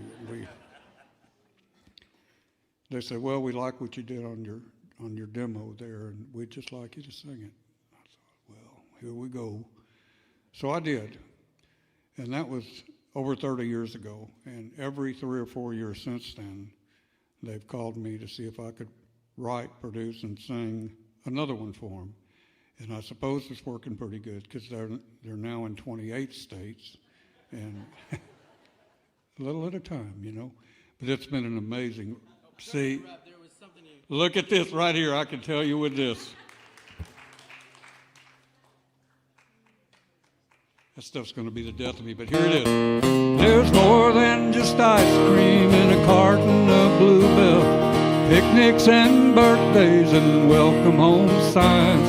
Over 100 years of fond childhood memories, clear country mornings and a summer sunrise. One taste and you can't help but wonder how Bluebell gets so many good things in a carton that size.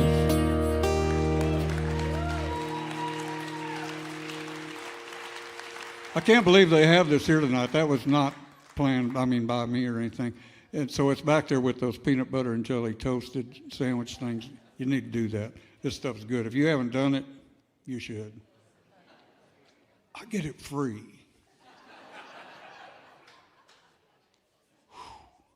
One time, when we were living over here, like I told you, about 3 or 4 miles from here, we had some property and had a pole barn out there. And this church had asked if they could use our pole barn for a little fundraiser, a little gathering.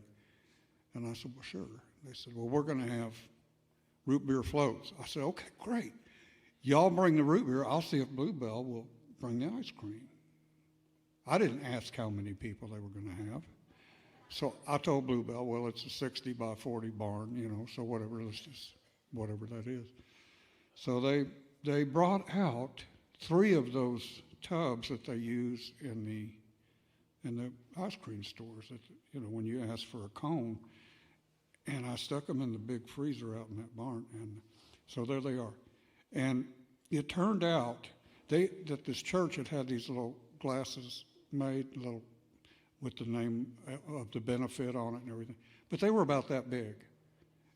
I mean, a root beer float should be at least that big. These were small. So they went through about a gallon of Bluebell, which left me 8 gallons of Bluebell in my freezer and a ton of root beer. It took me almost a month to go through that stuff, but it's so good. If it's there, I'm going to go for it. So I'm going to drink this later because it's going to melt down there. Anyway, go get you some Bluebell. and a toasted peanut butter and jelly sandwich. That's what I say. Okay, so there's that. Now I'm going to do a song that hasn't been recorded. This is really selfish, but that's what I love about having a little extra time. If there were three of us up here, I'd only get to play 3 songs. So I'm going to play this because a few years ago I got inducted into the Nashville Songwriter Hall of Fame, and I guess that's a good. Thank you. That's awesome. But the most amazing thing happened that week, besides the Hall of Fame. My daughter, who lives in Washington State, she's some kind of doctor up there. She's got so many things. I don't know what even to call her anymore. She's one of those academically excellent, so she just keeps going to school and becoming a doctor, and then she's an astronaut or something. I don't know, but whatever she does. But she did bring me 2 incredible granddaughters. But at this time, we only had one, my first granddaughter. Anybody got that out there? Grandkids are a whole different level, you know. You don't know. You don't know that's going to happen because, like, you hear all your life. Well, the good thing about grandkids is you can hand them back when they start crying, you know. And I thought, well, is that the best part of it, you know? It's not. It's not even close. It's like God had this whole room full of this special love thing. And then that grandbaby's born, you open that door and walk in, and it's just the most, I don't even have words for it. So on this week of the induction into the Hall of Fame, my daughter came down, brought my granddaughter with her, who owns me completely. The granddaughter owns me, anything. Fortunately, they live in Washington State, so I can't. They video call me now, both of them, every morning on their way to school to eat their breakfast in front of me. So anyway, she's down here. She's 2 years old at the time, and she spent most of that week sitting on my lap watching cartoons. It was amazing. So I didn't ever want to see that end. But anyway, this song I wrote about that, and so I'm going to selfishly do this. If you have small kids or grandkids, you will understand some of the references in this song that if you don't have small kids or grandkids, you're going to think I've lost my mind. But you'll get it. It's an M&M and Mickey Mouse Club morning. Little munchkin on my lap with chocolate on her face. When the hot dog dance comes on, we clap, sing and dance along. She's quite a sight to see in footy PJs. And I wish that we could stay like this forever. M&M's, you and me, the Mickey Mouse Club on TV. Stop the hands of time right where they are. But even time won't take away the memories we make today. Love like ours is written in the stars. And I'll always keep these M&M and Mickey Mouse Club mornings in my heart. I know these days of wonder are numbered. Even tiny 2-year-olds grow up eventually. Someday when M&M's aren't cool and the Mickey Mouse Club heads for school, I hope you'll remember times like these. And I wish that we could stay like this forever. M&M's, you and me, the Mickey Mouse Club on TV. Stop the hands of time right where they are. Even time won't take away the memories we make today. Love like ours is written in the stars. And I'll always keep these M&M and Mickey Mouse Club mornings in my heart. I'll always keep these M&M and Mickey Mouse Club mornings in my heart.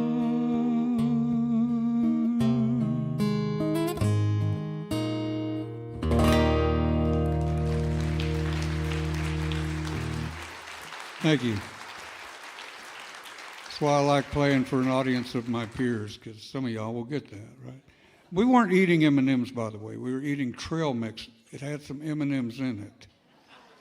That's all she would eat out of there. I got all the good stuff. But anyway, didn't want y'all to think I was feeding my 2-year-old granddaughter M&Ms for breakfast. Let's see.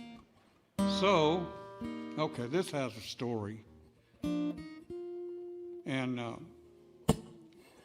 so I had a pretty good life down in Texas. Things were really looking up. Had a couple hits. I'm still playing shows because I love performing. So I'm performing. If you've ever been to San Antonio, Texas, they have what they call a river walk, and the San Antonio River runs through it. And restaurants and cypress trees. It's all really beautiful down there. So I'm in this cafe called the Lone Star Cafe that sits on the riverbank and kind of up. It's got a balcony up, goes out by the river. And I'd sit up there and play their happy hours. And it wasn't about me being a songwriter. I was playing a lot of Willie and Waylon, a lot of Texas music, Jerry Jeff Walker, for people that came to visit. And was just loving it. And I'd look off of that balcony and watch people walk up and down the river walk. And sometimes people would bring an easel, a canvas, and a palette with them and stand there on that riverbank and just paint what they were seeing. Someone would paint it so much it looked real, and some had a little more of their own interpretation. And it was just amazing to watch them paint that cypress trees and the bridge across and the barges. And I envied that because I can't draw anything. I can't even play hangman because I can't draw the little guy. But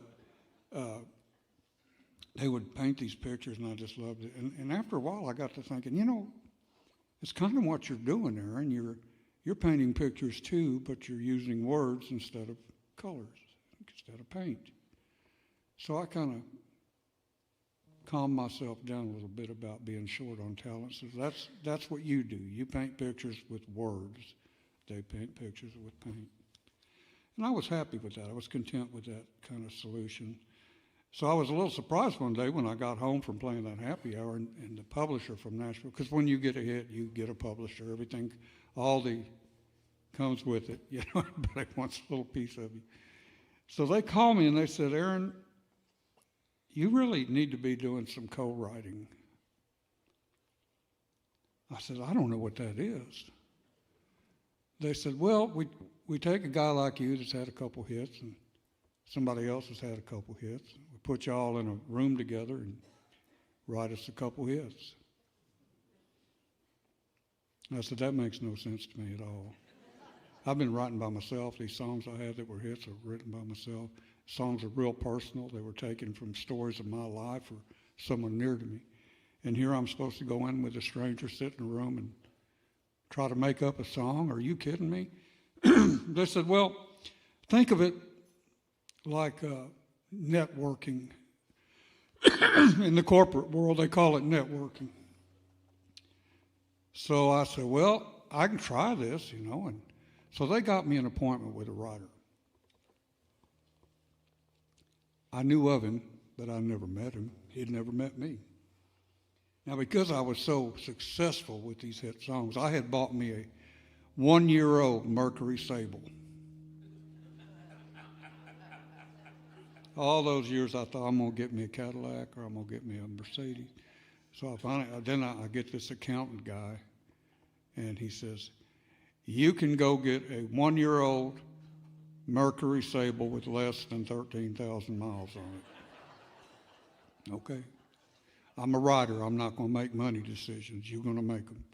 So I buy this Mercury, and I think, well, at least I got a car, because this car actually started every time I turned the key on.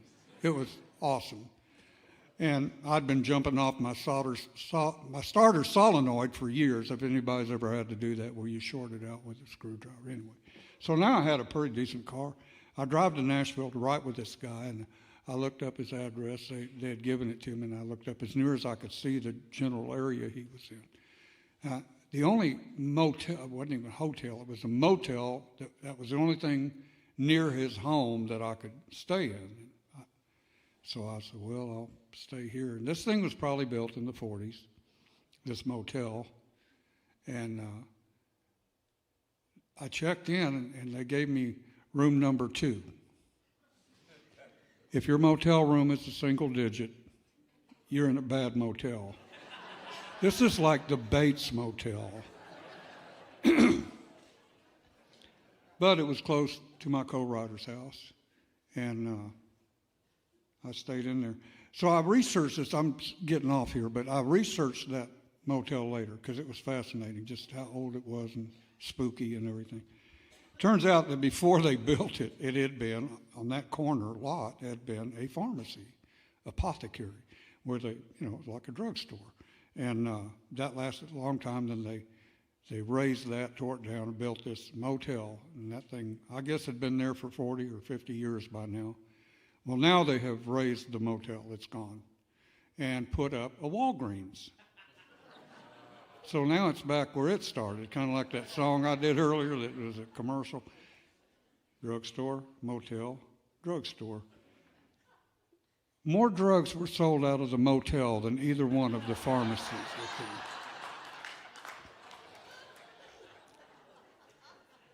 So I'm in room number 2. And the next morning, there was a knock on my door, and here's this guy standing there. Y'all will probably know this name since you know about songwriter. His name is Dean Dillon, and he's also now a Hall of Fame songwriter. And so, but back then we were both just hoping someday we would be, and we're trying to write songs to get into that situation.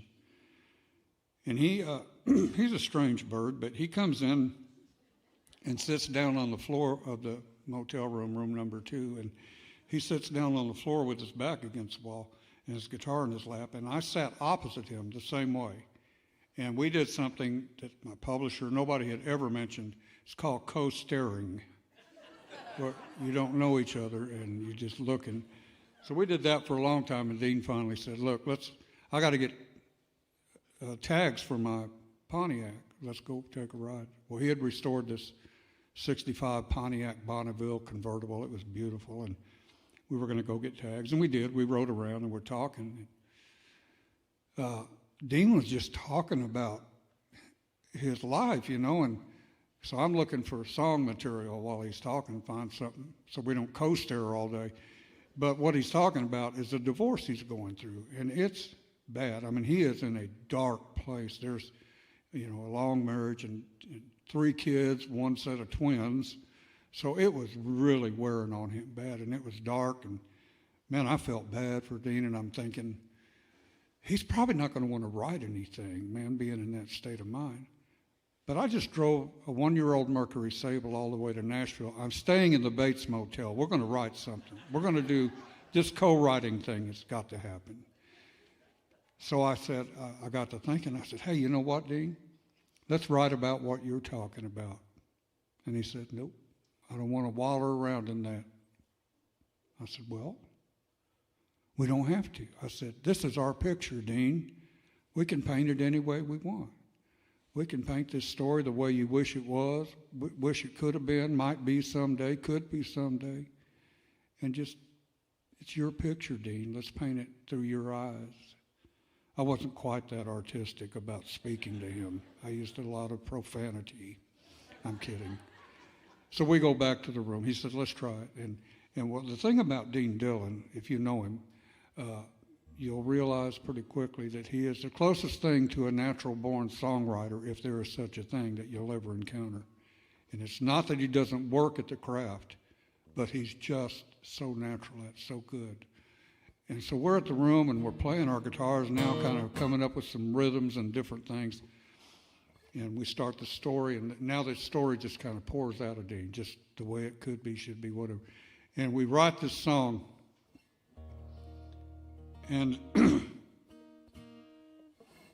about 6 weeks later, it wasn't even that long, maybe a month, George Strait came into Nashville, as he usually does once or twice a year, and Dean went up to see him, and he played the song for George. And George, within a day or two, recorded that song for his new album. They named the album after it. It was a big #1 song for George. So Dean actually made some pretty good money on that divorce, is what I'm getting at. Worked out. And for full transparency, I was getting divorced at the same time, but I didn't know it yet, so it didn't affect my writing any. Okay? Says she had enough of me, I've had enough of her too. Might as well go on and set her free. She's already turned me loose. No fault, no blame, nobody done no wrong. That's just the way it sometimes goes. Sometimes two people just can't get along, and it's time to hit the road goodbye. Farewell, so long. Bye con Dios, good luck. Wish you well. Take it slow. Easy come, girl. Easy go.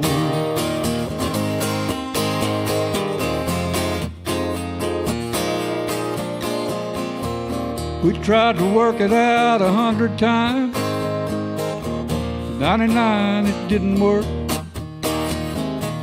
I think it's best we put it all behind us before we wind up getting hurt. Ain't no hard feelings, darling, no regrets, no tears and no broken hearts. Call it quits, calling off all bets. It just wasn't in the cards. Goodbye, farewell, so long. Bye con Dios, good luck. Wish you well. Take it slow. Easy come, girl. Easy go. Oh, bye con Dios, good luck. Easy come. Easy go.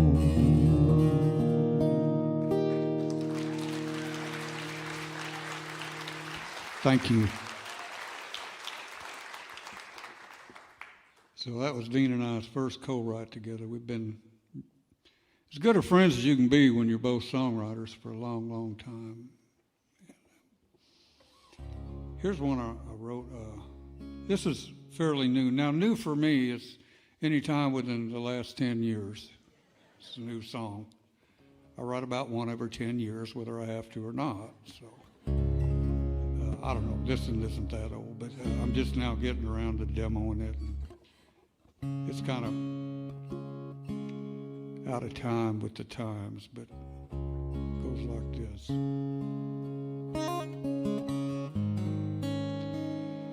I read in the Bible there was nothing at first, and God turned that nothing into heaven and earth. All of creation in 6 days and nights. And just before Sunday, He turned on the lights. Then He made horses for cowboys to ride, loyal companions, and best friends for life. First He made Adam, and then He made Eve. Then He made horses for cowboys like me. I guess God made whiskey. Well, I know he made wine. Threw love out there somewhere, but it's sure hard to find. So when he made cowboys, he took one look at them, gave them a sad song and a trail that don't end. And then he made horses for cowboys to ride, loyal companions, best friends for life. First he made Adam, then he made Eve, then he made horses for cowboys like me. Then he made horses for cowboys like me.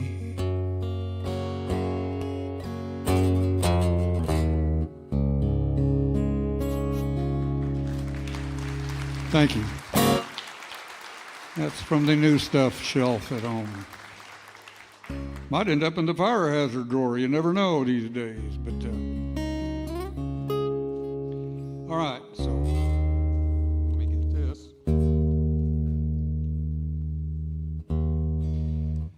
So this is a long story, but it's the beginning, and that's always long because it was 35 years coming. So I won't start when I was born, okay? It doesn't start there. But it does start when I was 16. My girlfriend of 3 years and I got pregnant, and we were like sophomores.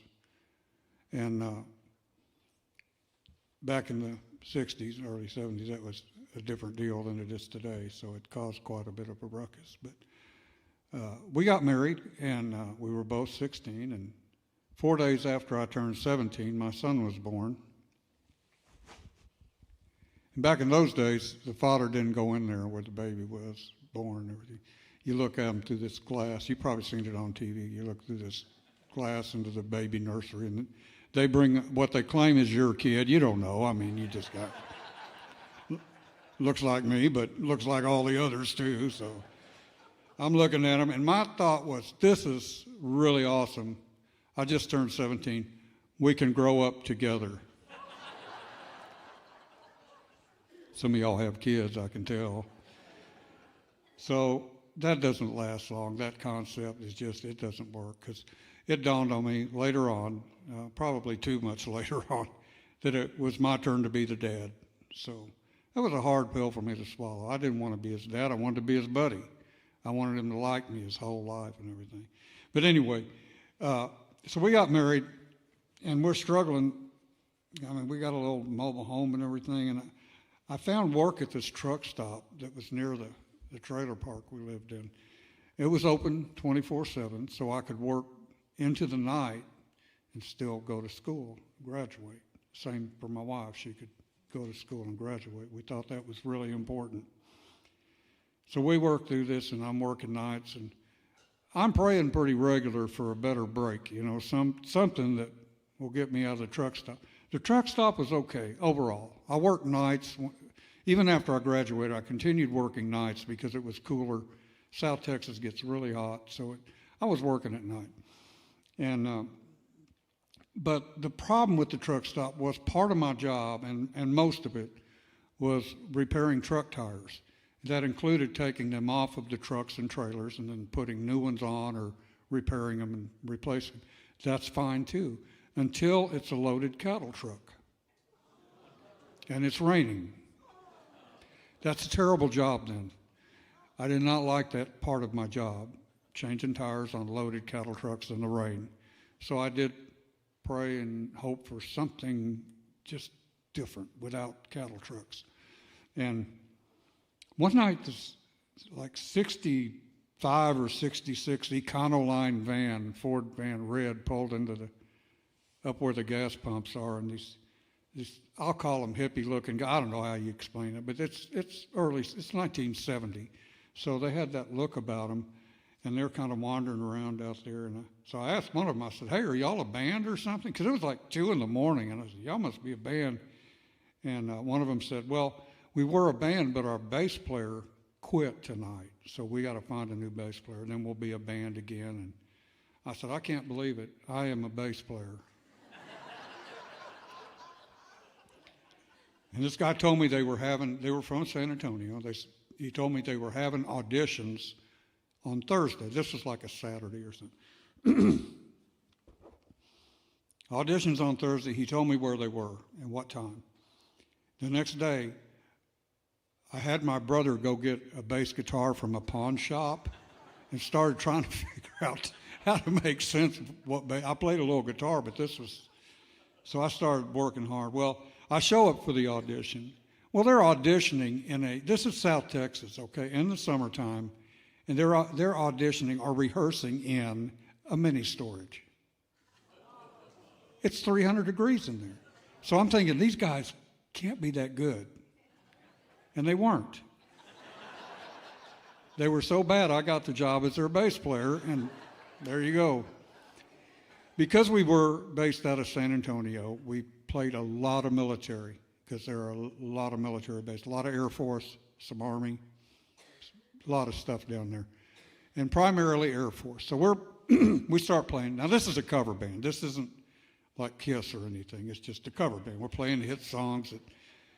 It wasn't about dancing either, because this was the tail end of the Vietnam era. Mostly guys. They came out to these rec centers and stuff to maybe have their first beer since they joined, or just get out. So they enjoyed our band, and because of that, we became more of a concert format band, because it wasn't about dancing. So we kind of upped our ante and bought some special effects stuff. And these airmen down there, they really started liking that band. And they would finish their basic and then ship off to their tech schools. These tech schools are all over the country. And after a while, these guys started writing down to Lackland, say, "We want that band that we saw when we were in basic training." So now we're expanding out, and we're going to all these bases all over the United States, playing for these airmen, and they're not airmen anymore. I mean, they're starting to move up the ladder, and we're just loving it. And then the Morale, Welfare, and Recreation Department of the Air Force got involved, and so did the Department of Defense, because they realized these kids really liked my band.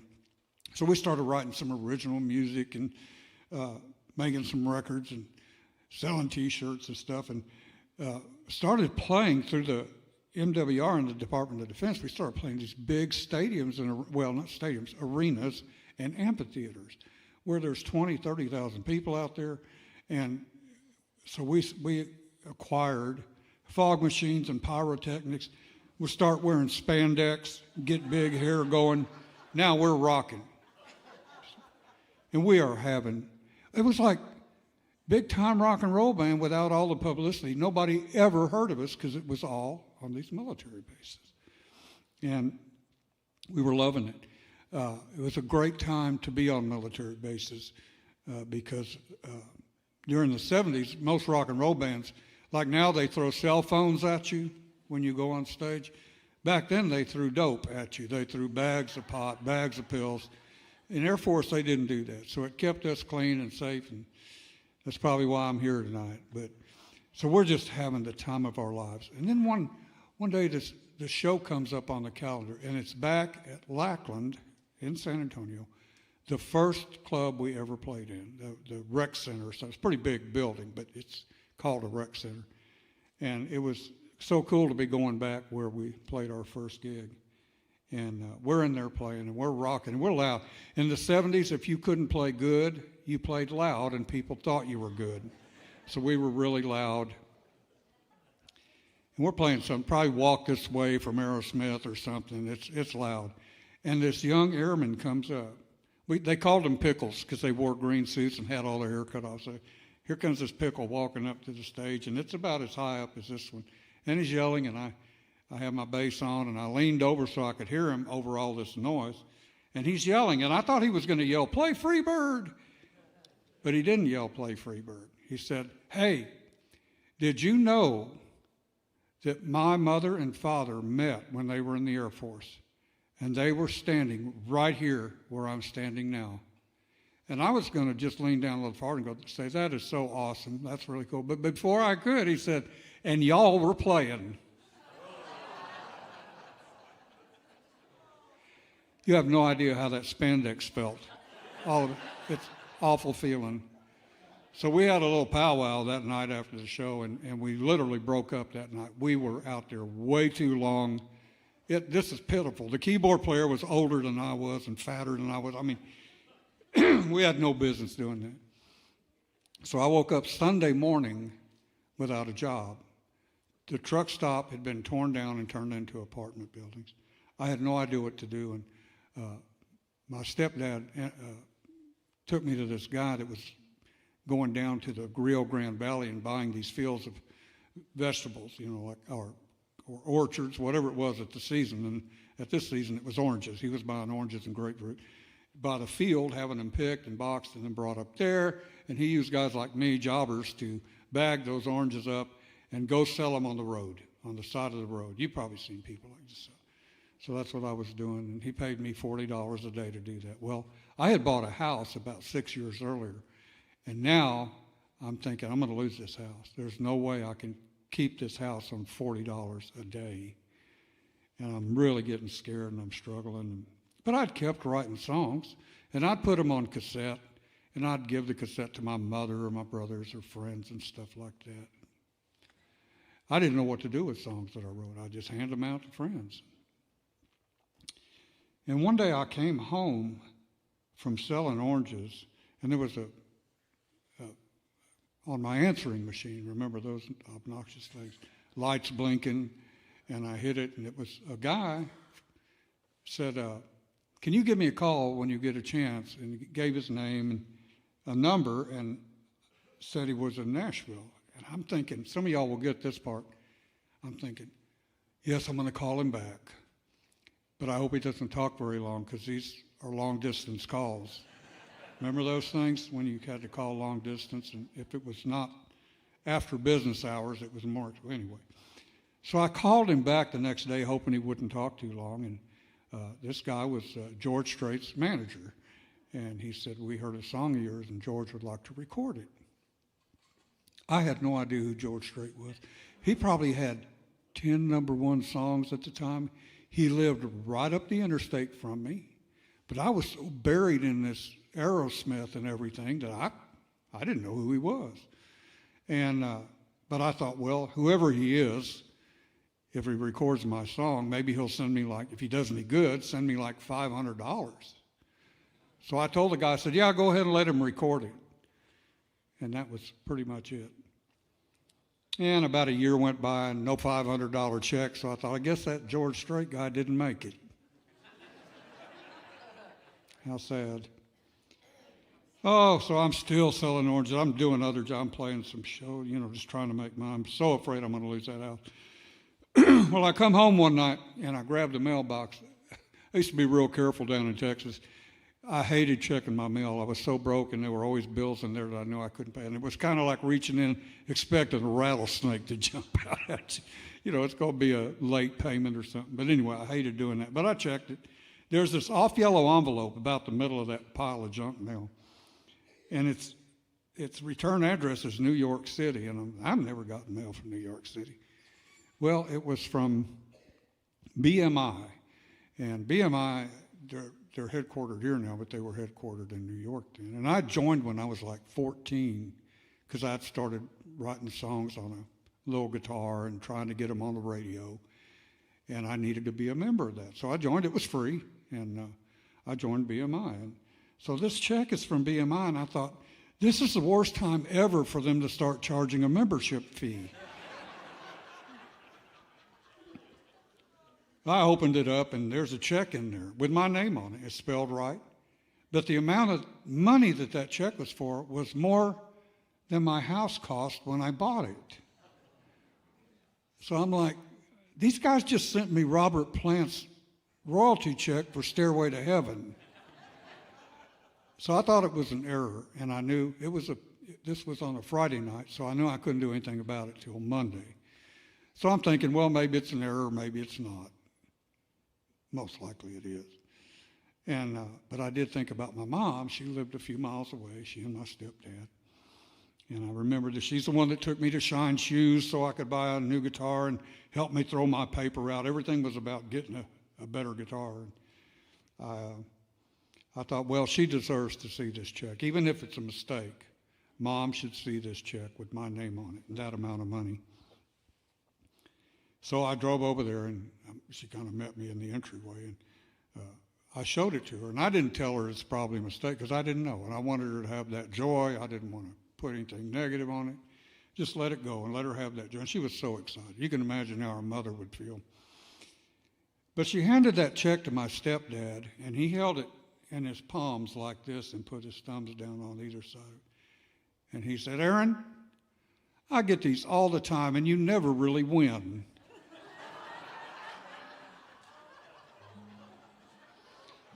Well, you know what that is, that Publishers Clearinghouse thing. So anyway, I left. Monday morning I called BMI, another long-distance call, and I talked to a guy named Harry Warner. I said, Harry, I don't know. I've got this check. It's got my name on it, but I don't think it's mine. He said, let me check. And this was during the go to the file cabinet days. And he looked it up, and he came back. He said, no, that's yours. That's for that song you wrote and George Strait recorded. It went #1. What? He said, yeah, that was #1 in Billboard. He gave me the date and everything. And I went, so this is like my money. I can cash this check? He said, yeah, it's yours. I said, I could pay my house off, you mean? He said, yeah, whatever you want, it's yours. So I was stunned. I'm like, this can't even be happening. Kind of felt like I was dreaming it. And so I said, well, Harry, thank you for your time, man. I need to deal with this, man. Thank you. And he said, oh, before you go, you do realize those will be coming about every 3 months now, don't you? I'm like, no, I didn't realize that, Harry. That's really something. So they do. They come for a while, and then they fade off as they stop playing the song on the radio. But anyway, this song changed my life. It made me not lose my house. I got to get that cool Mercury Sable,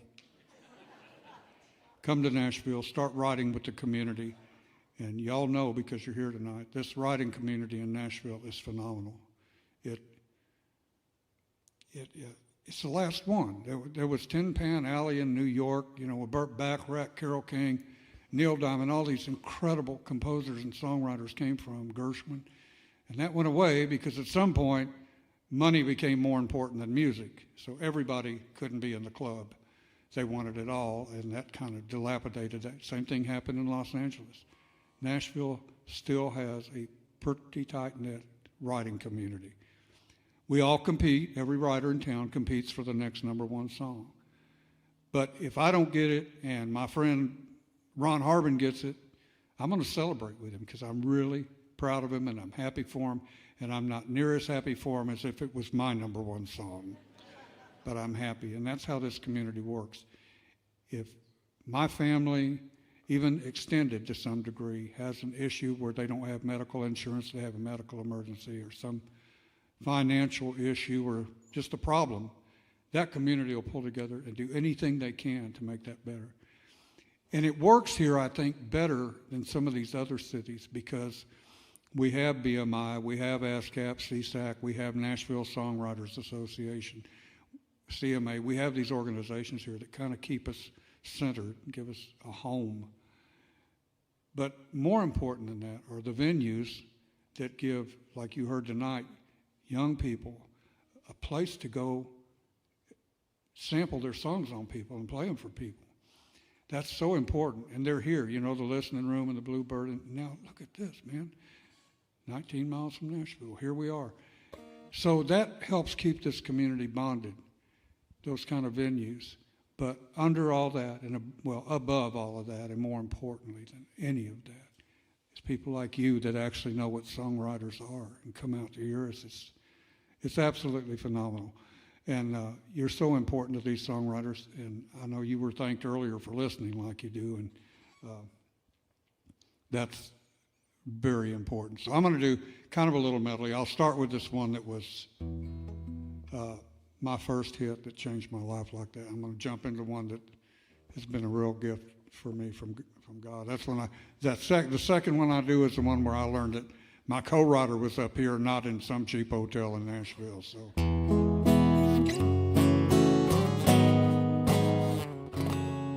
She looked so much like a lady, but she was so much like a child. The devil when she held me close, an angel when she smiled. She always held it deep inside, but somehow I always knew she'd go away when the grass turned green and the sky turned baby blue. And baby blue was the color of her eyes. Baby blue, like the Colorado skies. Like a breath of spring, she came and left, and I still don't know why. Here's to you and whoever holds my baby blue tonight. Baby blue was the color of her eyes. Baby blue, like the Colorado skies. Baby blue was the color of her eyes. Baby blue, like the Colorado skies. Baby blue.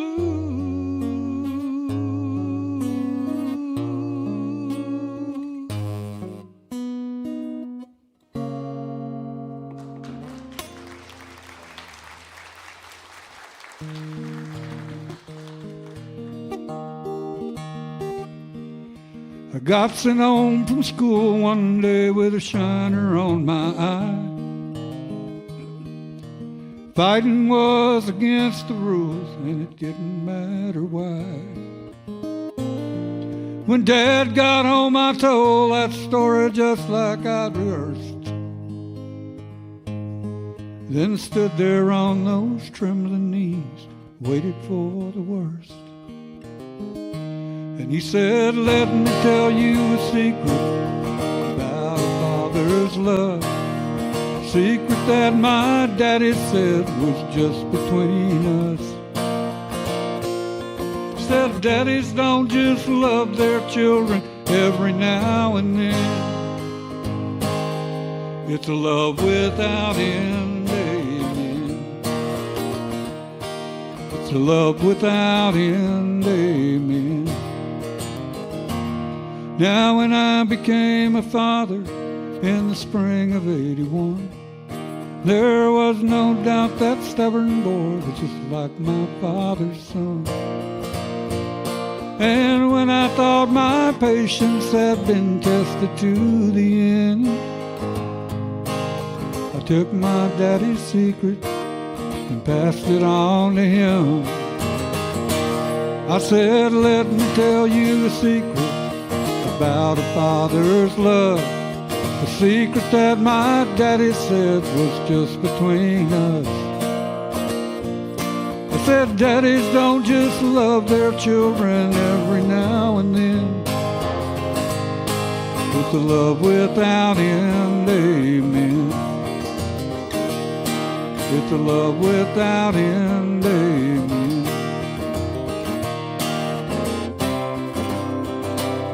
Last night I dreamed I died and stood outside those pearly gates. Suddenly I realized there must be some mistake.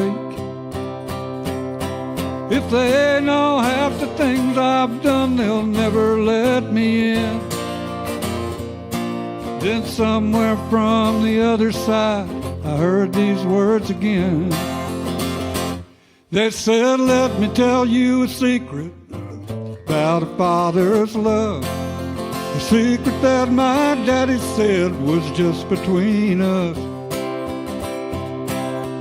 Daddies don't just love their children every now and then. It's a love without end, amen. Maybe I'll get y'all to help out this one more time through this thing. Let me tell you a secret about a father's love.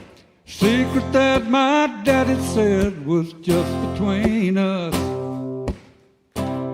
See, daddies don't just love their children every now and then.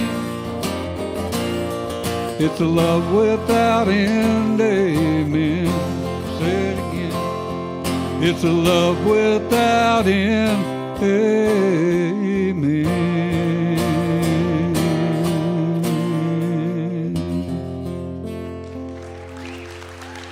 Thank y'all so much. God bless you all. Appreciate you letting me be here tonight.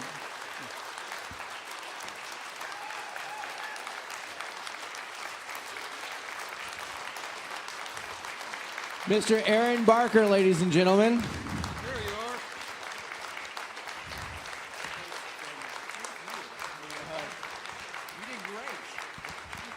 you are. Look at these people standing for you.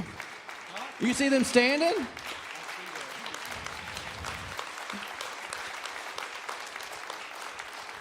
Well, ladies and gentlemen, that will bring us to a close for tonight. I do want to point out something. Did y'all see his suit? I mean, he's wearing a vest and a tie. I haven't worn a tie since before COVID. I learned that from Dean Martin. Oh, there you go. So he dressed for you guys. A couple of things. Sarah does have some merch in the back there. 19 Miles has some merch. There is a box back there, so if you enjoyed tonight and want to continue having 19 Miles, we are completely donation-based. So there's a bucket back there to throw some money in. There's also a little card in the back telling you about next month. Brian White is coming March 5th to 19 Miles.